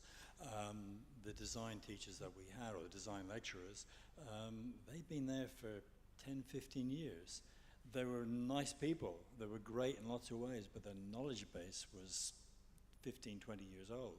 It was the sessionals that came in. Now, as bad as they may have been in terms of communicating what they knew, up to the minute was just worth its weight in gold. And we, as students, just, sucked them dry, basically. From a professional point of view, can I answer that from a professional point of view? The piece of paper coming to a studio, Doesn't matter. Means nothing. Oh, sorry. Absolutely. It doesn't matter. Because the question was, is that valuable? Sure. And Yeah, it's yeah. not. Sorry. Because, and I know this from peers, from friends, very, very respected, significant designers here and abroad. When they see a graduate, they're looking for partly portfolio, but more so they're looking for potential. Mm. How can we leverage the potential that you may have, and how can we see that in the context of our studio? So Kevin, how did you determine that? Well, I mean, the way that I would look at that is you can come to a studio, let's say to me, particularly when I was at Saatchi Design, we would get graduates and designers on paper, amazing. All these great references, great qualifications, great everything, great portfolio. Can't sit in a room with them for 5 minutes. They don't get the job. We get some with the same qualifications or similar who might come in with an average portfolio, but we see some potential.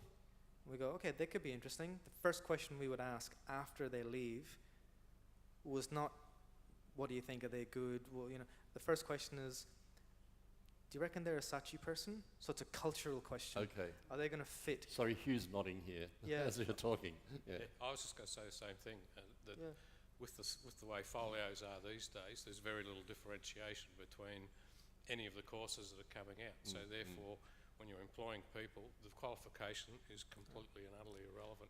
In fact, I think one of my employers said the other day that he got employed after a discussion we had about crossing the Nullarbor plain. But I liked his answer. Yeah, yeah. Well, I'll give another real life case where we at Saatchi's we got a whole bunch of design graduates coming in with portfolios. They were all interchangeable because the schools were teaching the same thing. Yep. And we could interchange them. Yeah. And same project. And we met a guy called Christopher Doyle, who some of the graphic designers in the room might know. He's based in Sydney. And again, average portfolio, but a nice guy. We could sit in a room with him. We thought he could be a good guy. He gave us his business card, which is not part of his portfolio. And our response was, throw away your portfolio, we'll hire you on your business card. Based on your business card. The business card was so different, it was so outside of his portfolio, it showed his potential. We didn't even consider what his qualifications were. In 6 months, he went from being an average portfolio designer to an award-winning designer. Awards are another whole issue, but in terms of benchmarking, he went from average to award-winning because when he came to the studio, what we were looking for was potential, not necessarily qualification. Back to what we were talking about earlier, it's his ability to think and apply that thinking. That's what got him the job. But do you think we should all, in any degree course, in terms of creativity, the creative courses, have a 4-hour workshop of passion? Because that's what I look at. It's about that guy whose business card won him the job. I think, for me, personally, is about passion. I don't think you need to have a workshop on passion. If you're not passionate, you just know you it, don't need a workshop. Yeah, true. What you need to have a workshop on is non-compliance. Well, sorry, Tony. Is non-compliance. Definitely. I mean, what? Shake it up. Shake it up. What has to happen in education is not getting people to be the same. Not getting people to do what they're told. Everyone's that is nodding. very dangerous. What we Everyone's need nodding. are people who are independent, non-compliant innovators. The most interesting thing about that story I just told, when Chris was in his exhibition, his mum said, you can't have that business card. Everyone said that, no, you got to have a professional business card. And he went, no, this is the card I'm going to use. And he gave us that card that got him his job. So he wasn't compliant. He was taking a risk. He was saying, this is me. He was risky, he was confident? No, he wasn't confident at all. He was scared shitless. No? He was he was nervous, he was laughing, he gave us his card shaking, but he was confident in terms of saying, this is me. Yes. And he was comfortable. I'm not part of the factory that's producing. But it wasn't intentional. I'm going to kick against the kind of system. It's like, this is me. He just did it. This is me. I'd like to just scale this up a little bit, okay? A couple of years ago, a few years ago, my master's students did a design competition for the Gold Coast City Council. It was supposed to be about designing a new civic centre. We did it in a completely non-compliant way, and we moved the Gold Coast because the Gold Coast is not going to survive long term. So that was submitted, and everybody thought we were crazy. We got joint winners. Non-compliance, never do what you're told. Well, Tony, we need to look at the world architecture, society. Nonda Katsalidis in Melbourne, Zaha Hadid in wherever she is now, Frank Getty. Fashion, the same thing. Don't comply, And we've got a perfect example of that in Brisbane with Easton Pearson, who so don't comply with any fashion trend whatsoever, and they are just rocking big time. But So you got to be careful though. You can't just do it for the sake of it. It has to be backed up with Sure. logical, Yes. appropriate reasoning. Yes. And I think that it's very we talked in the break about assessments. You're saying assessments are rubbish. Well, one way of maybe exchanging that is you're not marked on pass, fail, good, bad. You're passed on. You're assessed on appropriate, inappropriate. You can have a wildly creative idea that's not appropriate for what you're supposed to be doing, but creativity is there. But it's also keeping away from empty gestures. Oh yeah, It is about being serious. It's about being rigorous and being able to back it up. Okay, how do we go? I can't say I really like this girl. She's got passion. She's way left of field, but she's not meeting the criteria. So I just have to mark her as per the criteria. So there's a dilemma there. I don't think so. No? No. I think it's. I really like you, so you're good at HD. I think the role of a if you want to call him an educator would be, you know what? You're passionate. You love design. You're just not really hitting the benchmark that's going to get you a job that matches your passion. Let's sit down and talk about, is there another area within design you might be better suited to? Totally agree. And the problem with the education system is that there is no other channel. You're a designer. That's it. We talked about it earlier. You need to say, you might be a better thinker, strategist. You might be a better systems person. You might be a new business person. You can sell design left, right, and center. You just can't do it. Well, that goes back to the whole issue of assessment, okay? So when we were discussing that, it was all about compliance. How do you deal with that? And that was kind of partly intimated. Sure. You deal with it non-compliantly. You in a sense, you become devious. Absolutely, we have thank to you, be Elaine. devious, yes. Elaine, I was just going to throw it to you. We both work for the same education institution. Well, I think and you're nodding about being devious. I'm really happy about that. I'm always in trouble because I'm devious. And working ways around these competencies and compliance issues, because as long as you can get a student to be able to tick a box, I have no qualms about how I get them there. I just want to get them there. But the discussion at the moment is about the real world as opposed to the unreal world. And a lot of it's focused on going into a studio. I perceive real world experiences to not be channeled into any sort of studio, any design area. I see a student who has an opportunity to travel overseas, explore architecture of other countries as a real world experience. And I think we're sort of skirting around the issue.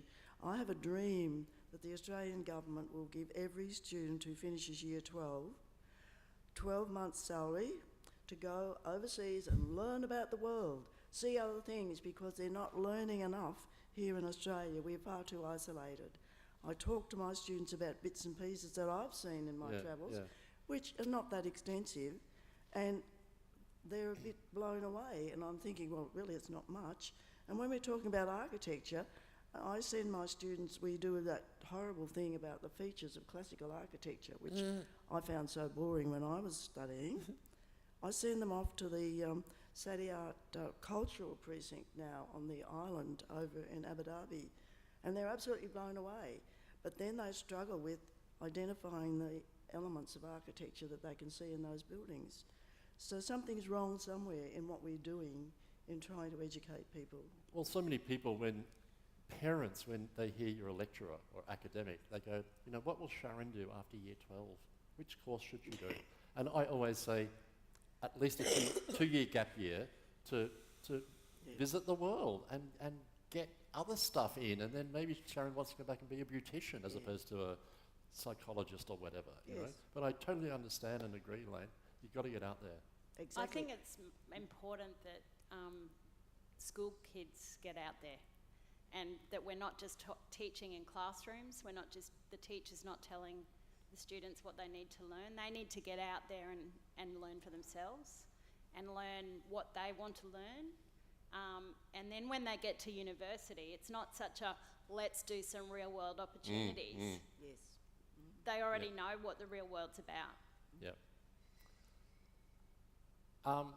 I believe it's question time. I've been getting these directions from up the back and I have no idea what you're doing. So, okay, can we throw it to the audience? Any questions? Down the front. About the real and unreal world, maybe? Yes. I'm doing a fast track course, a year and a half. By the end of it, I hope to have a higher diploma in an advanced diploma in interior design. So we're studying 4 days a week, trying to support myself financially at the same time and have a social life. So yeah, I'm just wondering, I'm not going to have time to do work experience, and a lot of the time they want you for 2 or 3 days a week as well, in the weekdays, which is not practical. So where do we go with that? Can I ask you a question? Sure. Would it help you to get experience in a studio, do you think? Or does it matter to you? I think it would definitely help, Would definitely help. Even though all our lecturers are actually designers, they're not arts teachers. So your curriculum is in some ways hampering you from getting what you need? Or supporting? And it's not a negative thing. It's if we're going to get good grades, then we want to put all our time into and getting those aside grades. from good grades, though, I mean, we're talking about the context of what you're learning. Do you think that if you went into a studio, it would give you context for what you're learning, or do you think it's be more employable, or do you think it would be a benefit? From what we're hearing from our tutors, every office has got their own way of doing things. Yeah. So it will give us context, but I'm scared that it might limit us further. And also our tutors have got their own way of asking for things to be done. So we can come with an idea and they'll change it. So our portfolio is not going to accurately represent what we would want to put into it, because we're working for their design taste at the same time. So in terms of professional life, then that's what you would call a creative director, and that's not a teacher. That's a problem. Yeah. Okay, thanks. But leading back you to... need to be in charge of your own portfolio. Yeah. Okay. Yeah. Sorry. One of the greatest lessons I learned in my second year at uni, I was talking to a Dutch designer teacher who I put 2 proposals in front, and he said, which one do you think we should go with? And I said, I don't know, you tell me which one. He said, you're the designer. I said, yeah, but you're going to be grading me. And he said, and I'll grade accordingly. You make the decision. And I learned then, actually, one of the things we haven't talked about here, in design and in life, but in design, one of the biggest things that you need to be skilled at is making decisions. That's a simple thing. We don't get taught that. But you need to be in a situation where you are making decisions and they're informed decisions. How do you get informed? It's like we've been saying here, you learn about everything around what you're doing and you equip yourself with knowledge to the best of your ability to make an informed decision. If you've got a teacher or a tutor telling you, no, you should do this, you need to be in a position where you're able to articulate your ideas, to challenge them, and to persuade, if you like, why your idea has merit. And then be open to them changing your mind, but you're informed. But then going back to what Tony said, don't just do what you're told. Yeah, that's but not also good it's training. But you know, it's that student experience where I'm the student, they're the teacher. Yeah, and that's the and that's the they construct. might be totally crap, but they're the teacher. And the thing is, they're going to grade me. Oh my gosh. Yes. So that's scare tactic. And secondly, that Hugh brought up at uni 5 days a week, 7 till 11 or whatever, that you're doing a really intense time, frame, and that pays for something, doesn't it? But what Kevin said needs to be emphasised in one respect. You need to learn the rhetorical skills to be able to address the issues and the questions and the work.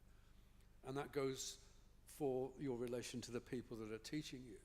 So you learn those historical skills by engaging those people and by being able to appropriately articulate what it is that you're arguing for.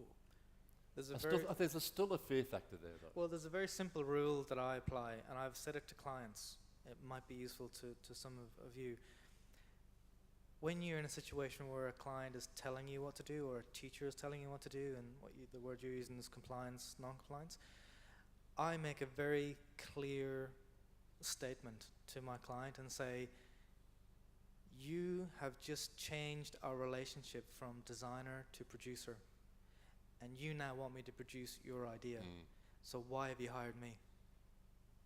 And that is a very challenging question to put forward, but it makes them stop and think, because another part of that conversation goes to the value that you're bringing to this. And you're not going to bring that value, you're not going to bring that value by saying, do this because I like it and it's cool, because everyone else is doing it, and right now it's trendy to do stripes and circles. Kevin, moving that into an education context, Yep. Are you saying that the student is working to the lecturer's I think in some plans? cases clearly they are. Pretty much. And I think Yeah, that yeah. if you have a situation where a part of the training of a teacher, because we haven't talked about teaching the teachers, if the teachers or the educators are encouraged and actually told that they need to be provocative and start being provocative to students and saying, do this and see what the response is. And when they go, okay, you go, hang on, the lesson you've just learned there is you've just become a producer. Now, how do you get around that? Here are the skills to get around that. But the problem isn't that students want to non-comply. The problem that we have is the very reverse. What they want to do is to crack the code to give you what they think you want. Yeah. That's the problem. Do you like it? And do you like it? Is it good? And I'm like, that's I a product of our education system.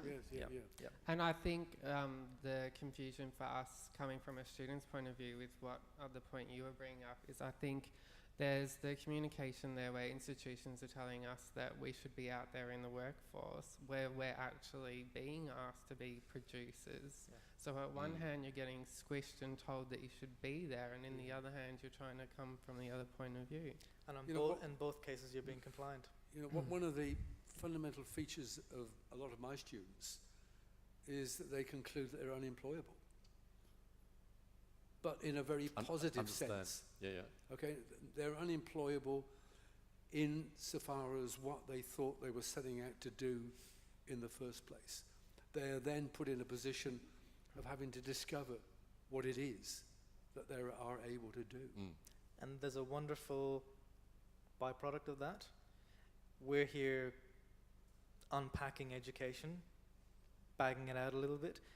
That point really is a massive criticism of the profession, because if students are unemployable, then we have a similar situation in profession that is so cookie cutter the same that anything radical or innovative or creative doesn't fit within the profession, and that's a massive problem for the profession.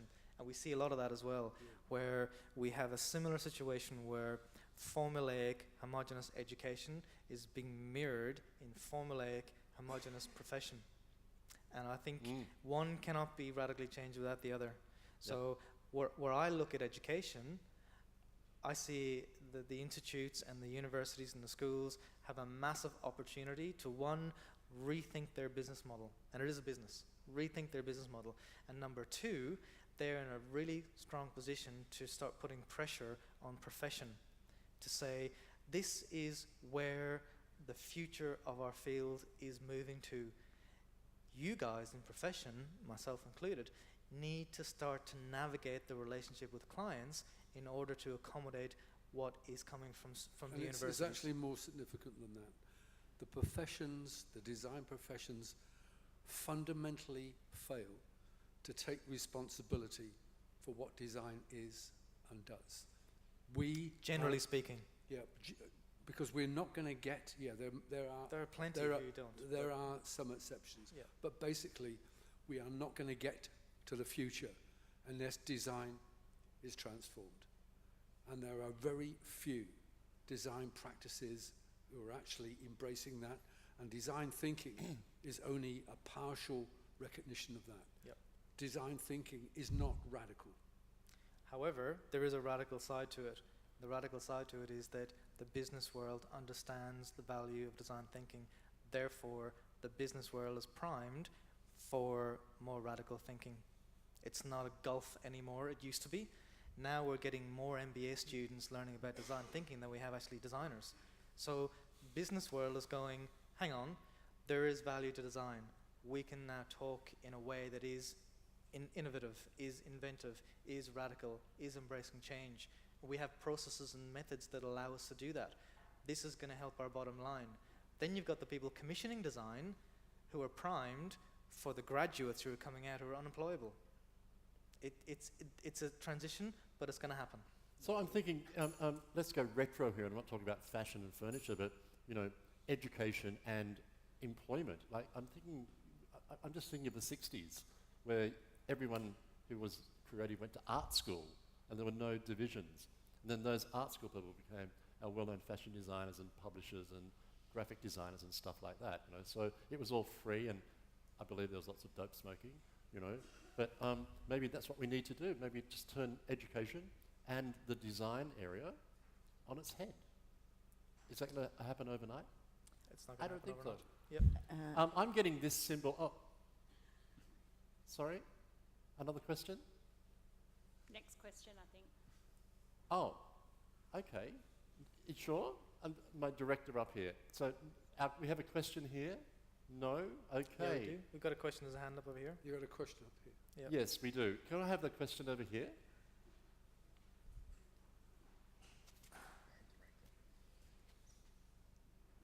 Yeah, hi. Hi. First question is, each and every one of you as individuals, what is your interpretation of the real world? And then when you figure that out, would you be happy to induct your student designer into that real world? Would you be happy to send them out into that real world? Would you be happy to send them out as radical thinkers into a business model that seems completely broken? So is it okay to just say, we're happy that business is embracing design thinking, but they don't actually take it with any agency, they take it for their own business models? I'd get into there straight away with the design thinking, because I think they are aware of design thinking. They don't understand design thinking. That's a big, big problem. They very often, again, confuse it with creative thinking and call it design thinking. If you like, to be a facilitator of design thinking, I think you have to work as a designer.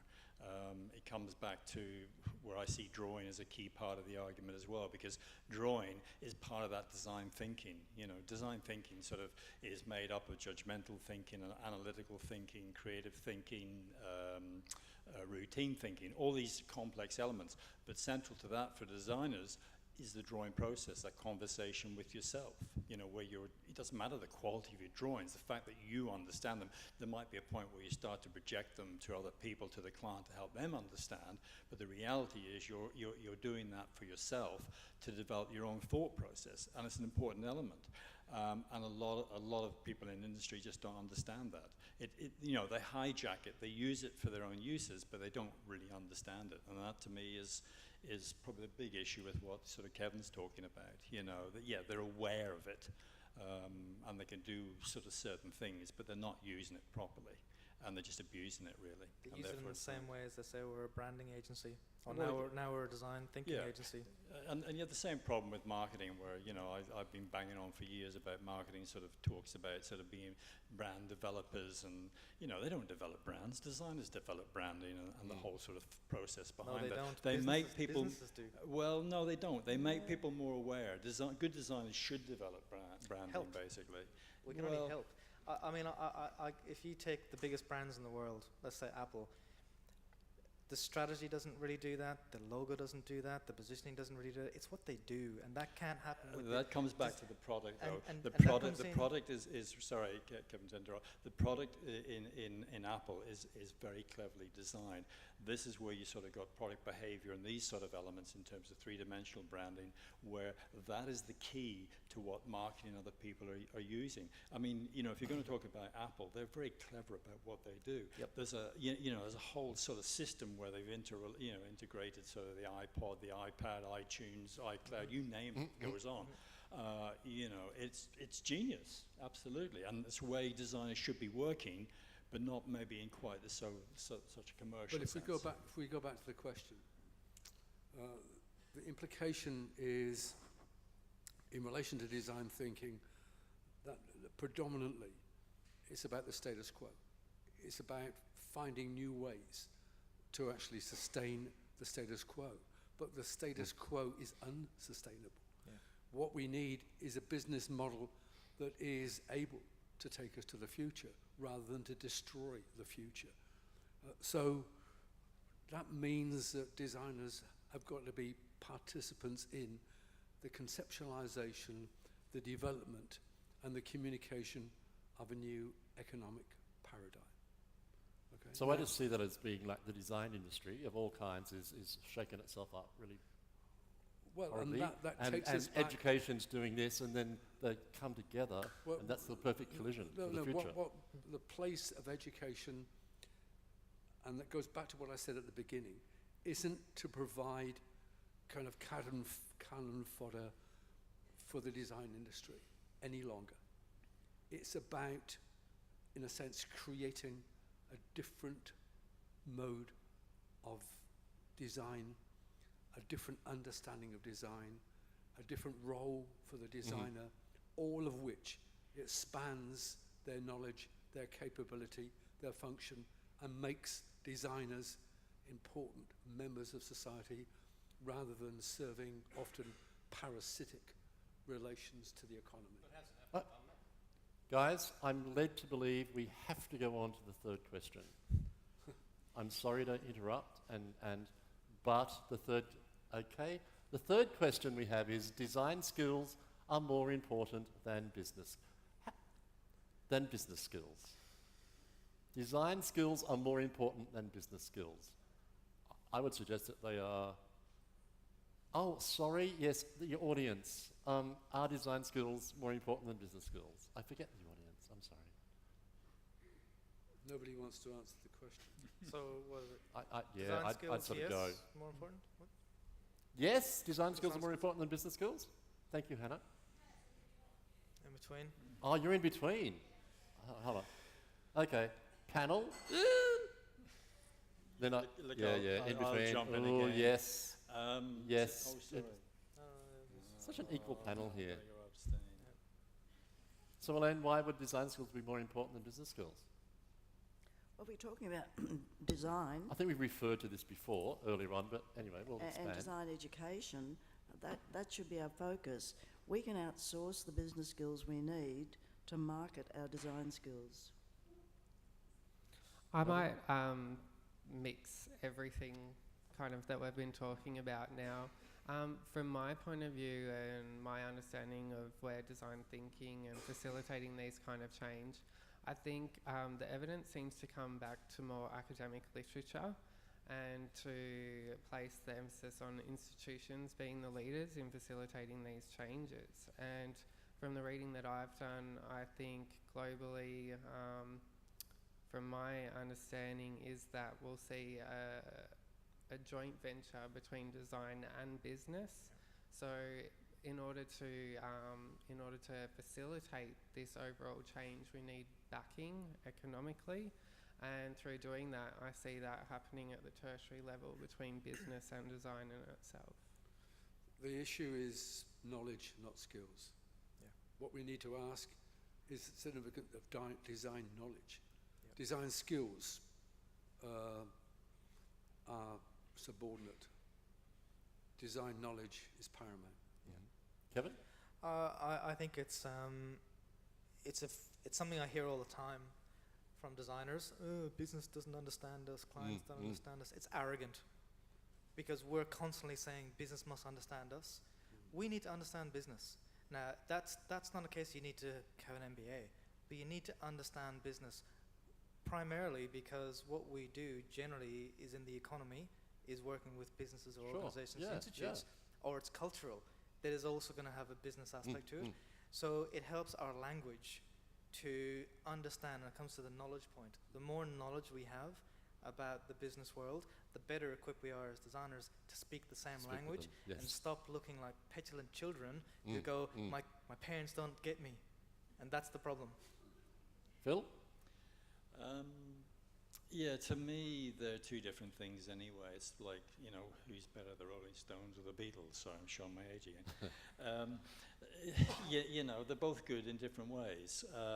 I analyze it from the point of view, I could be a good business person and not a good designer and probably survive. I could be a really good designer but not a good business person and probably not survive.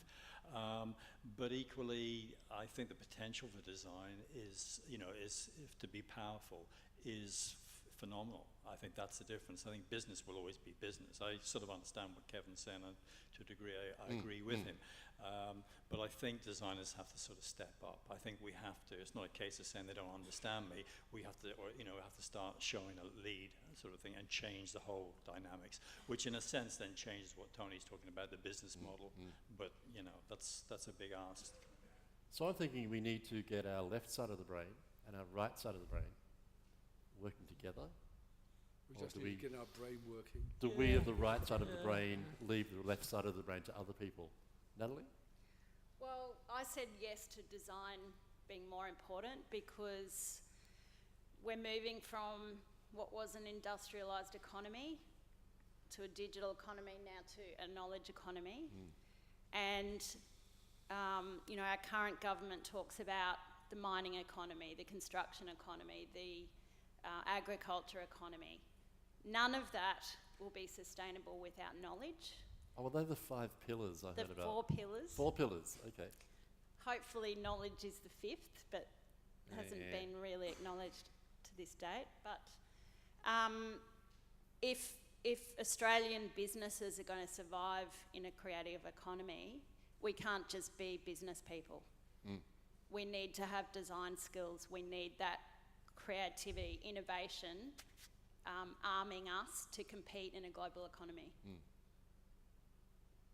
And Hugh, for our last comment on the topic? Yeah, I think the question was whether design skills or business skills are more important. Design skills are more important than business skills. Yeah, no, I think it's a bit of both. In fact, most of the best creative people that I've worked with have been good business people and good sales people at the same time. And I think it's that capacity. We even did it's a capacity to be able to convince people that what you've done is an appropriate solution to what the problem is. And we did a thing with the Brisbane Advertising Design Club a few years ago on presentation. And we got 4 different types of people in there to present. And again, it came through that we had the full-on salesperson, we had the analytical person, and we had I can't remember them all, but the conclusion of it was that if you were passionate about what you'd done and could articulate it, then it didn't matter about the style. But that to me is a business skill in its own right, and I think that they're both equally important. Because if you've got a great design, and you see it quite often, people sit down there and go, you know, they're destroyed if the design isn't chosen. Sure. So to be able to pull back a bit and look at that and analyse it and become a business person, I think will enhance your chances with your design. Now, so many hands. Over there. There we go. No. Yeah. Yep. So yeah, I've got another question. It could go to a few people, maybe Natalie or Kevin. It's bringing up a big topic, design ethics, dare I say. So I guess, with that question being posed, it just made me think more about, design skills are more important than business skills. Like, can design businesses or institutions that you guys are all involved with, can they begin to create and implement the needed social and political changes that we need, rather than just, you know, just be driven by clients, you know, high-paying clients that are kind of producing more goods and services? Like, where does, I know it's a bit of a broad question, but I'd just like to hear some perspectives on that, you know, coming from universities or coming from, you know, those high-end design firms. Like, yeah, what kind of matters there? Natalie, do you want to go first? Yeah. Me? Do you want to go first? Yes, Natalie. Me. Don't be shocked, don't be shocked. I've forgotten the question. Ethics. Can you just give a brief summary?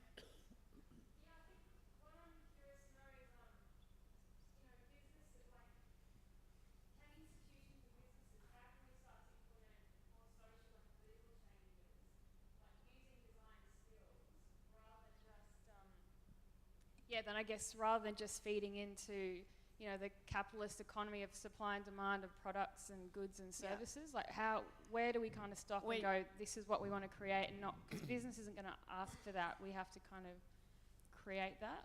Yeah. Design needs to be integrated in the political realm. For design strategy to become something that's seen as important within business, it needs to be taken up by government. So we need to be educating designers to work in the realm of design strategy within public policy, in areas like government, and then in business. Currently, our Queensland education system is not delivering that.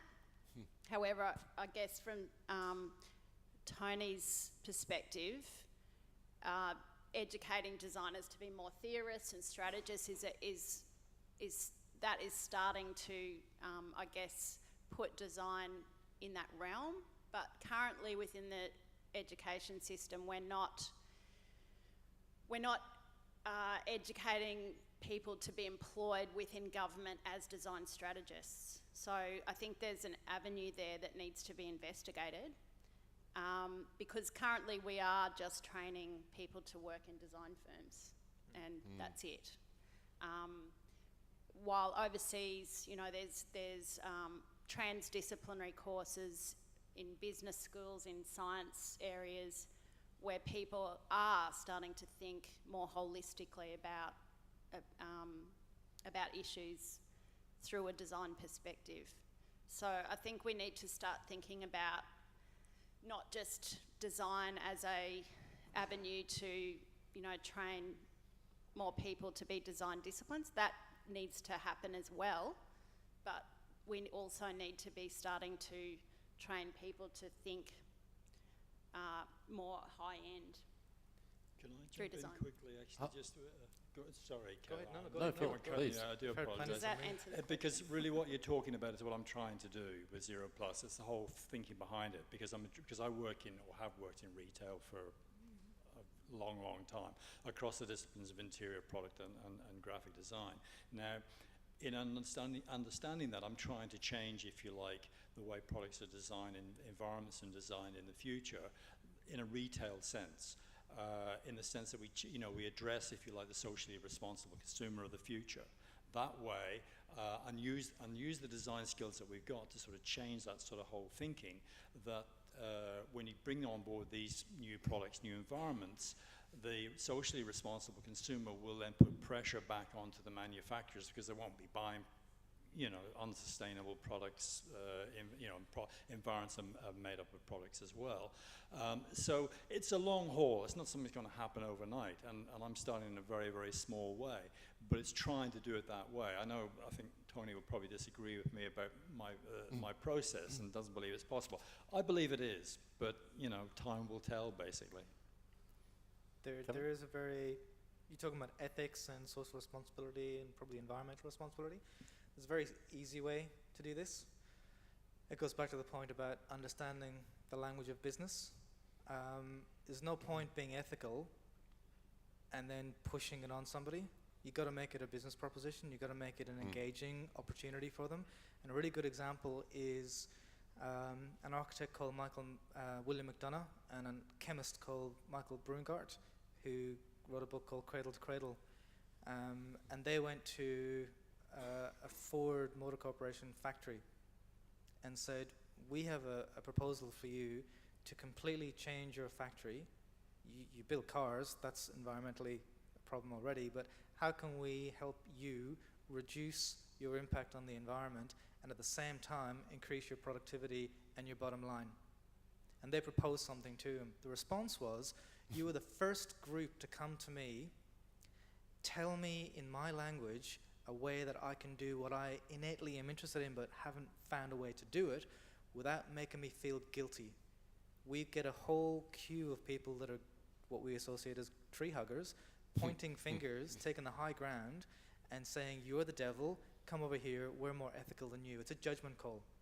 The way we can move from what you're saying earlier to establishing this new way of working that might be ethical is to pitch it as a business proposition, show them the benefit of what your opportunity might provide in real terms, and capture their imagination. Let them come and co-create with you. It's not going to work if you're pushing uphill, telling them that they're bad, taking an ethical stance. You'll be shown the door. But that person will probably just do that because they're just getting their back up. So this is the conversation we talked about earlier about design skills versus business skills. If we're all speaking a similar language and we understand what our clients or these institutions have to deal with, one of the greatest things that we talk about design is empathy. You need to employ that when you're having the ethics conversation. And I know a lot of designers who take a high ground on ethics and social responsibility and all of this, and they find their clients and they find their niche area, and that's fine, but they get a lot of other people offside because of their approach. It's a communication issue. That's my view. I think also, in addition to that, it's not just designers that need to understand business and understand science. It needs to happen on the other way around as well. Absolutely. So scientists need to understand design. Business people need to understand design. And sometimes, I guess, designers can get a little bit protective of their knowledge base. Yeah, they think they've got a monopoly. Yeah. If you say scientists need to understand design, well, actually, scientists need to understand that they are designers. Yeah. And business people need to understand that they are designers. Yeah. And everyone needs to understand that they're creative. Yeah. So everyone's a designer. Yeah, but in a way that allows that conversation to happen. That they're not experts, but they exactly. Understand and they don't appreciate their designer You're abilities. recontextualizing what their job and role is in alignment with design.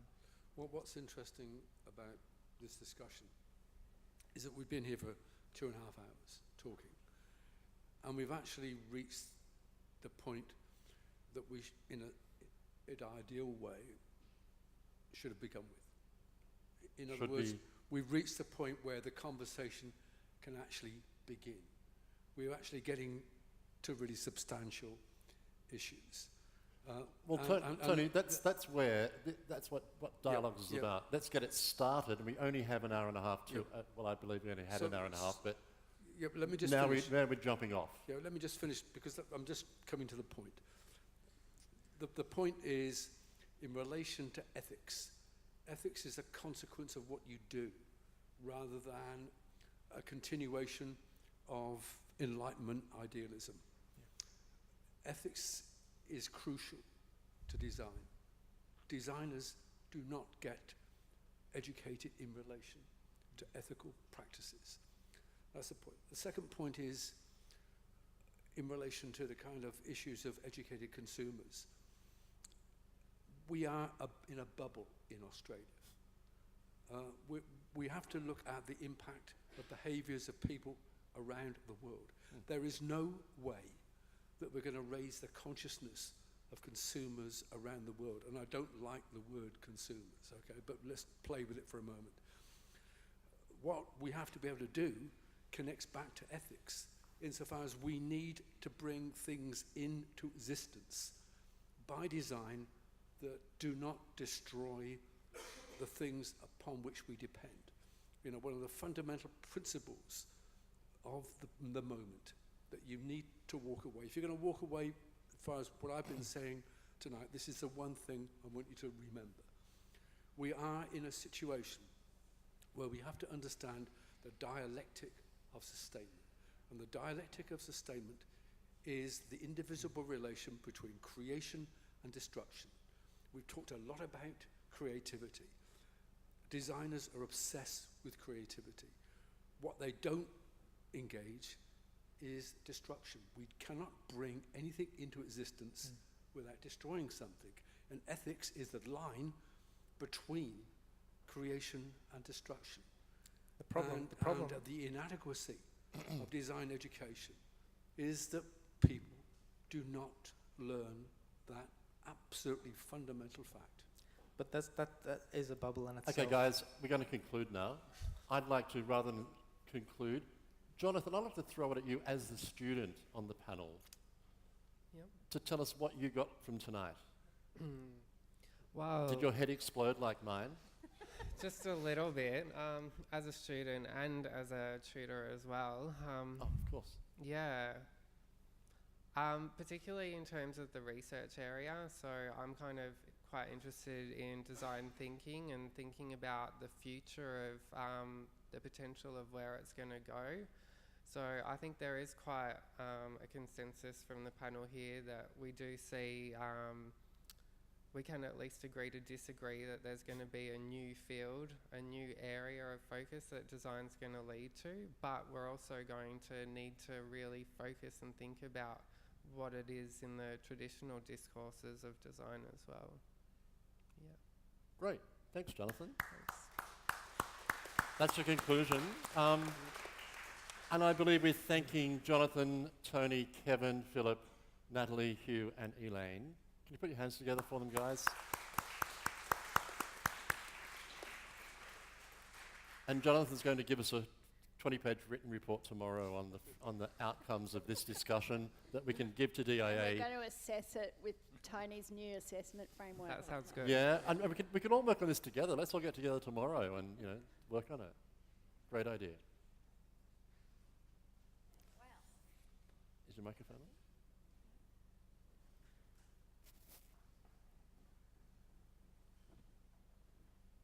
Oops, wrong microphone.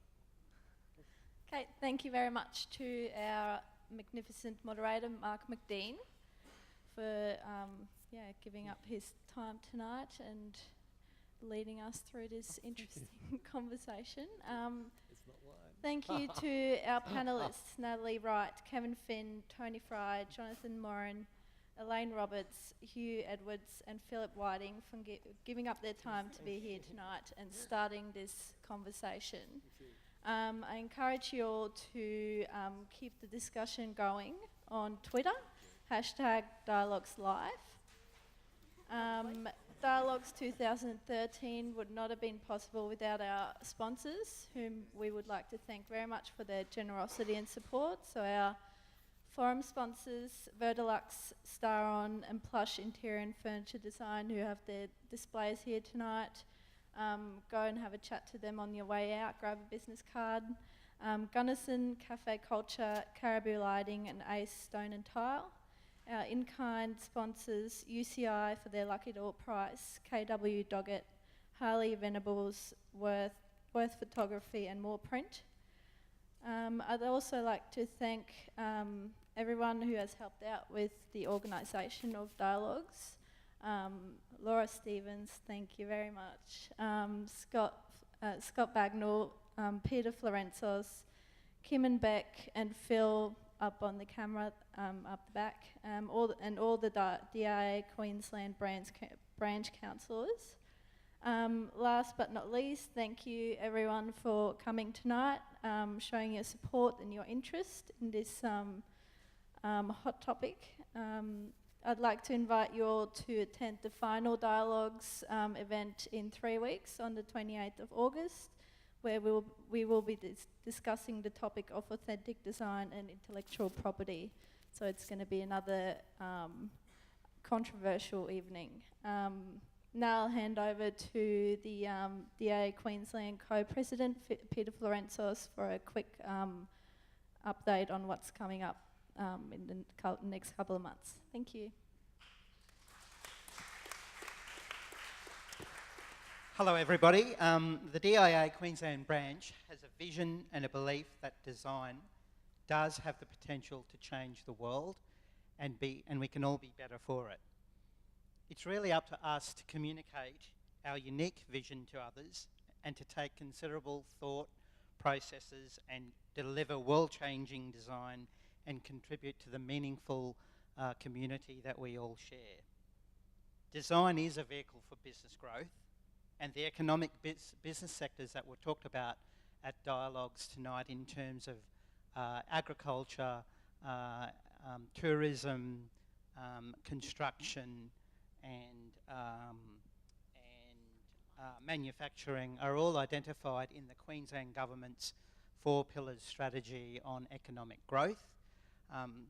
DIA in Queensland has been working very, very hard with all areas of government, with the education sector and with the design industry generally, in order to create some meaningful change in these areas.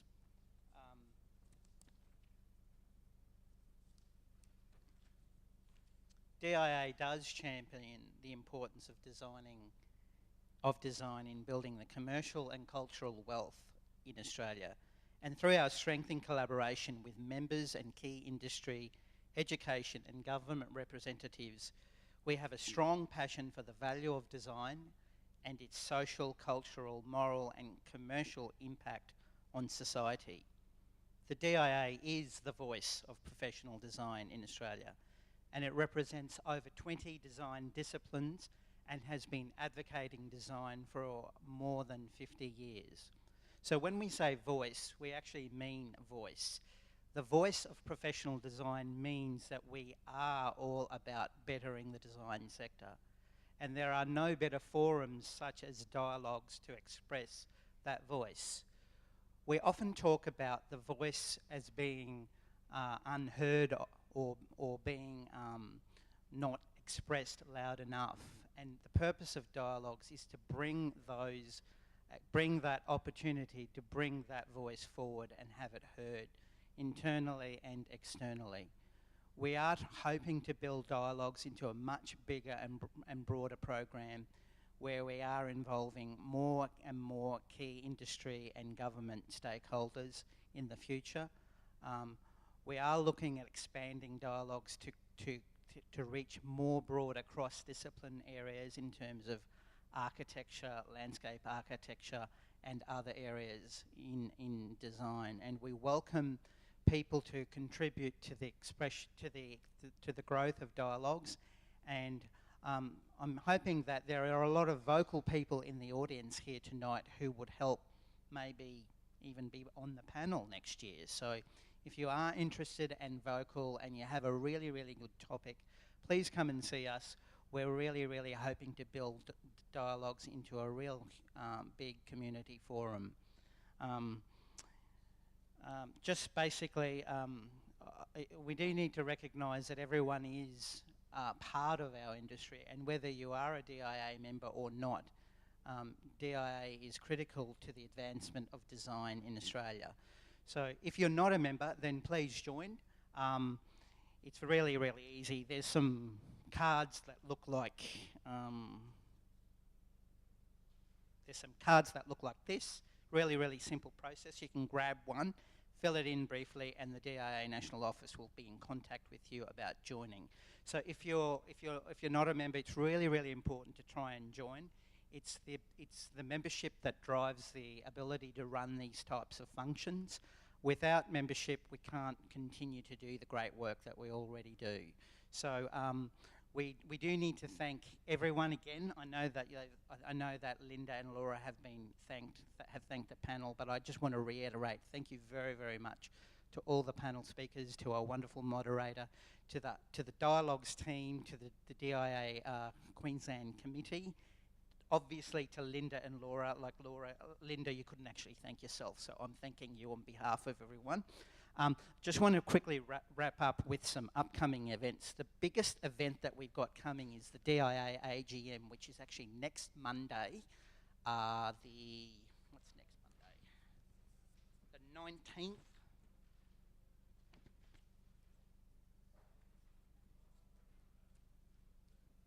Yes, it is the 19th. It's the 19th of August and it's at Emporium Hotel.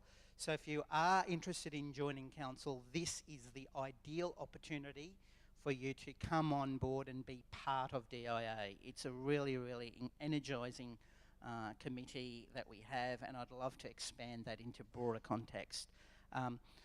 We've got Creative Chatter, which is a student council event being held on the Gold Coast at Queensland College of Art, Griffith University Gold Coast campus this Saturday. Pick up a poster, it looks like this. It's all about designers engaging with professionals on the Gold Coast and giving advice to all these students that really, really want to ask lots of questions about their folio and how do they get a job and what do I do about engaging in the industry, and there is no better forum than DIA. So Creative Chatter this Saturday. Just a bit more, I just got...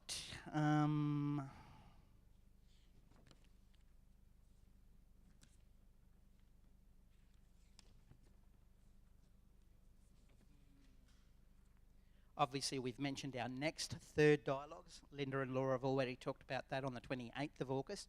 I just want to remind everyone that it's actually not a month away, it's actually 3 weeks away. And normal format for dialogues is to have it every month, but the next one is in 3 weeks. So the other event we've got is our 7x7 talk series on the Gold Coast, which is coming up in November. DIA is also partnering with Creative 3 Forum at QUT, which is moving over to QUT Gardens Point this year, and we're partnering with them on that event. We're also partnering with Big Sound Music and Design Festival, which is the same week the same week as Creative 3 Forum. So all of this information you can find by heading to the DIA website. So thanks again. I know there's a lot happening and I've raved on a little bit, but there's quite a lot happening within DIA and I'd love to share all of that with you. Thank you.